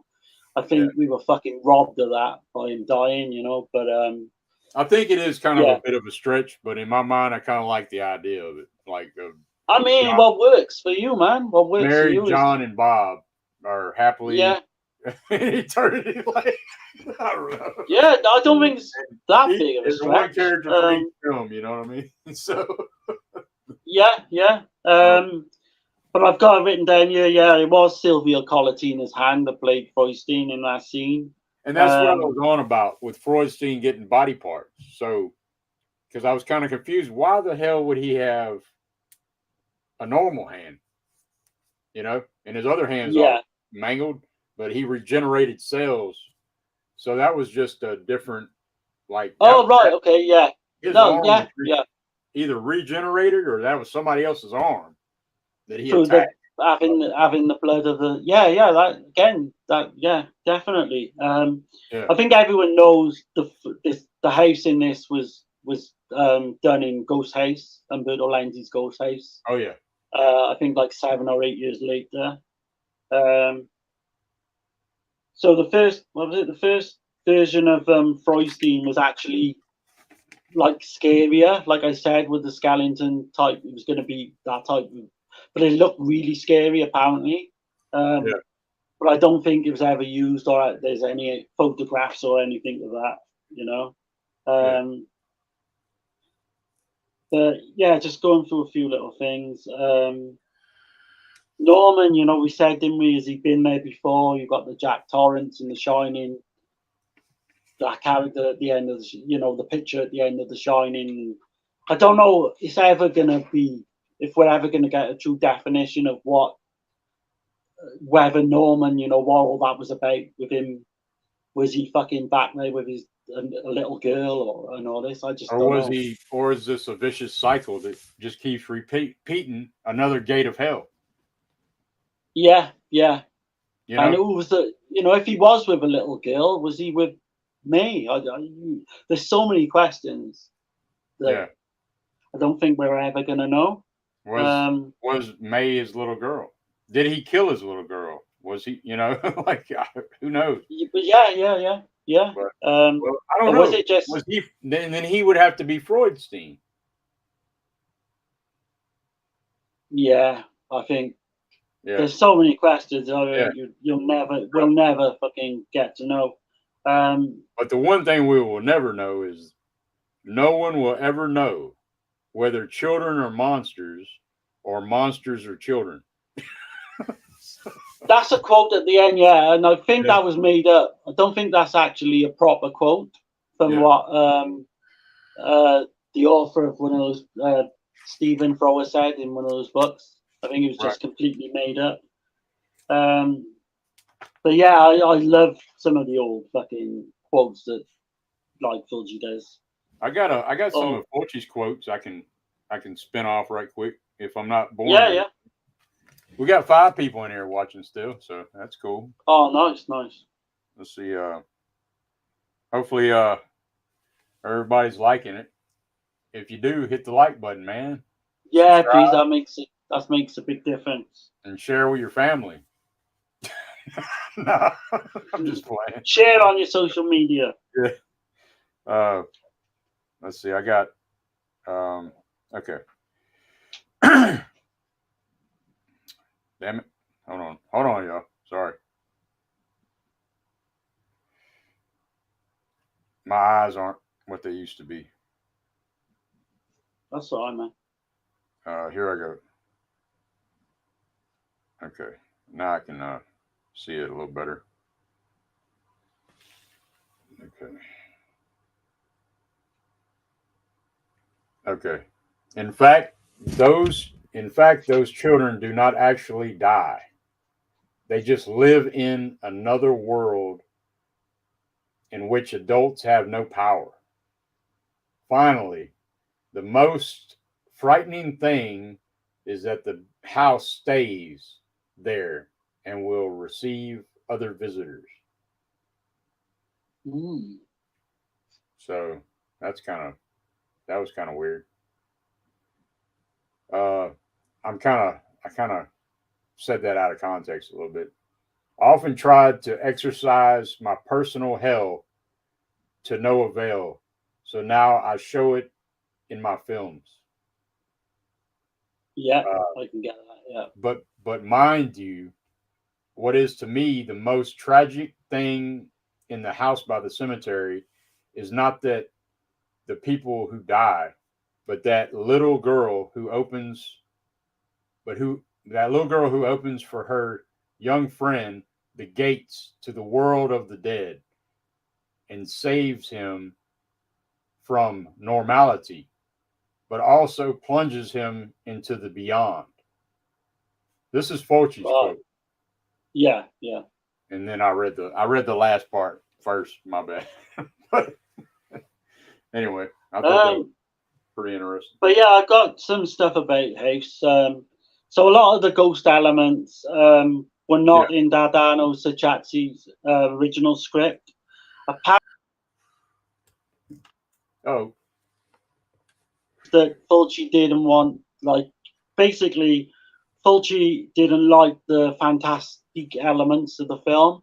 yeah, So, and Fulci was basically a logic guy. He liked to have logic. yeah, Um, but I don't know. I think some of the fantastic elements are the best things in these films. Um, yeah, so like a lot of the literary influences, you got H.P. Lovecraft, right? That kind of goes to an isolated location to research the horrors of what happened earlier. So Lovecraft actually did that storyline quite a bit, so you can see the yeah. parallels there. Big, Um, yeah. We know that H.P. Lovecraft definitely, Edgar Allan Poe, even yeah, Robert Bloch, that wrote Psycho. Psycho, right? Yeah. Yeah, absolutely, man. Yeah. Did you know this, man? I wasn't sure on this, but Gennaro De Rossi is credited with the effects for this film, but apparently a guy called Maurizio Tranni did all the special effects. Huh. He created Freudenstein, the makeup for Freudenstein. I think Freudstein is killer looking, man. Oh I do god, yeah. personally, but I think it's one of the best villains in fucking slasher movie, zombie movie history. I think for yeah, me. But you've got obviously Dagmar Lassender's death scene with the poker that was cut in the UK. There's a big thing with the video nasties. I know Dirk knows a lot about it. So I got to see these films like really cut down back in the day, and it's only since like the I late see that 90s, so much 2000. about the UK, and it like makes me think like there must be a bunch of fucking prudes over there back in the day in the UK, Oh man. man, it fucking with me. I'm at an age though. Like a funny age because I got to see a lot when I was like 9, 10, 11, just before it came. Yeah, But then after that, everything was fucking banned. I everything was mean, cut the fuck up, man. Yeah, yeah, up until I'd say the late 90s, 2000s, you get to a point where there was no point really fucking like searching for these films as well because the house on the edge of the park, I remember buying the DVD, and I shit you not, it was cut by 20 minutes. damn. 20 fucking minutes. But And then, nudity was nudity really cut over there though? Not really, right? no, because the Hammer films got quite a bit of nudity in. Right. It was But the made gore, basically the violence. Yeah, no good on gore and violence. But yeah, I've said it before. We had like it goes two ways because we were allowed a lot because you had the PMRC, didn't you, with the music over there, yeah. where we didn't get that, so we could listen to any lyrics we wanted. Um, Well, we could too, but they put a sticker on the record, which actually so made yeah, it sell more. they were exactly It because it was it, more it forbidden, wasn't backfired. it? It backfired on But the dad. So like, that's what happened to the video nasties, man. People were just right, searching them out then because they were going underground to get fucking yeah. bootlegs and VHS tapes and shit like that, you know. So it was a big Um, market, like big money yeah, involved. yeah, Yeah. big time, man. Yeah. I did see that. Do you know the little town they go to in this film? Um, Stephen Thrower said nothing, like not a lot of that fucking town has changed at all. There's even a same shop. And you can even go to where you see the mannequin of the doll at the start with the head chopped off. You can Mm. even go to that fucking shop window. So I'm thinking, Oh, shit, shit. I'd love to fucking do that at some point. If Yeah, I I'd get like a to go to the chance. hotel, and I've been to that. I've been close to that cemetery at the funeral and the beyond, Oh, nice. Yeah, but I'd like yeah. to go to that hotel and find out exactly where it's at. I'm sure it's in the French Quarter though. God. And the house in this as well, man, from Ghost House. That would be because I think it still stands from what Yeah, I've read up on it. hell yeah. Um, The City of Living Dead is in Savannah, Georgia, which is about 10 hours from me. all right. That'd be That's not too bad, really, then. not too bad. Uh, No, I got family over there, but But I hope like we've done these films justice. I think so, man. I think we Uh, brought up some interesting points that I haven't heard really nobody else bring up. Uh, I yeah, I think, know we can seem a little like to the people watching a little bit long-winded at times. Tell us if you would rather us like tighten them up a little bit. The yeah, reviews. something Uh, like this though. I think we had to because it's Fulci, and and to go through the films like we did, it takes a little I longer. You know, I prefer to do it this way because, like you say, I don't like to fucking leave things as not sort of mentioned. I like to go in thorough, in depth. But I mean, yeah, if people would want us to tighten up, then I'd surely look at that as well. yeah. Um, We can mix it though. I think, don't you think? I mean, yeah, sure. We yeah, want we'll your go with the opinion, flow, and right? and we'll work on how important. Like to me, it was important that we got fucking the House of the Cemetery really done well, as it Yeah, was for you with the Beyond. yeah. Um, And City of the and I Living think Dead. we. Yeah, I was going to say, I think we did City of the Living Dead, justice as well. So right. hopefully people like these. Any ideas you want us to do upcoming streams? I always say it. I Just think we let us probably know. went at least an hour on each film, so that's good. Yeah, yeah. And And I then was we, going to say, if I don't, hopefully my battery lasts out because I can usually get to 4 hours and it's yeah, on 3 hours 50. yeah, So if I do happen to fucking just go, then you know what it is. right. Um, And Gizmo says, "You're rolling into 4 hours now. Let's see if you can make 5 hours." Yeah, My phone would fucking die, yeah, just blow yeah, up and die a death if I did that. right. But I'm getting Yeah, a I new didn't know phone. how long it was going to take, but I didn't want to put a time limit on it either because I really wanted It to. just goes like that, mine as well, because Yeah. I get so much into like talking about them. But And then I all the love doing theories the, and the questions. There's so many questions, but the answer is in the question. So, yeah. But I can show you now. But I've got pages and pages. I've never even fucking said anything. yeah, You me know, too. we could I left quite a bit off, but we could do a yeah, fucking 12-hour fucking stream and still not cover everything. But I right. think we did most. We did 90 fucking 5%, I think, or 90%. Yeah, I covered Um, every. I think yeah, I said everything I all the pretty much. important stuff. Yeah, Yeah, yeah. We said all the important stuff, I think. because if we went scene to scene, it would take forever. But Yeah, I think we did in a few. We did go see the scene, but when we had to, I think, the important stuff. yeah. Um, but But yeah, I have fun doing it, man. and Gizmo says the answer is last house on the left every time, Dirk. Yes, I know Gizmo. All right. I Last don't know time's why. on the left too. Yeah. Or don't ride on late night trains is the answer. Yeah. Don't ride on late night trains and don't flirt with if you're females, don't be flirting with thuggish looking dudes on a train that you don't know. Oh no, Yeah, because bad it's things. only gonna end fucking one way. And especially one that's got bug eyes and looks like he's strung out on some shit. So but anyway. Uh well, appreciate everybody staying in the chat, man.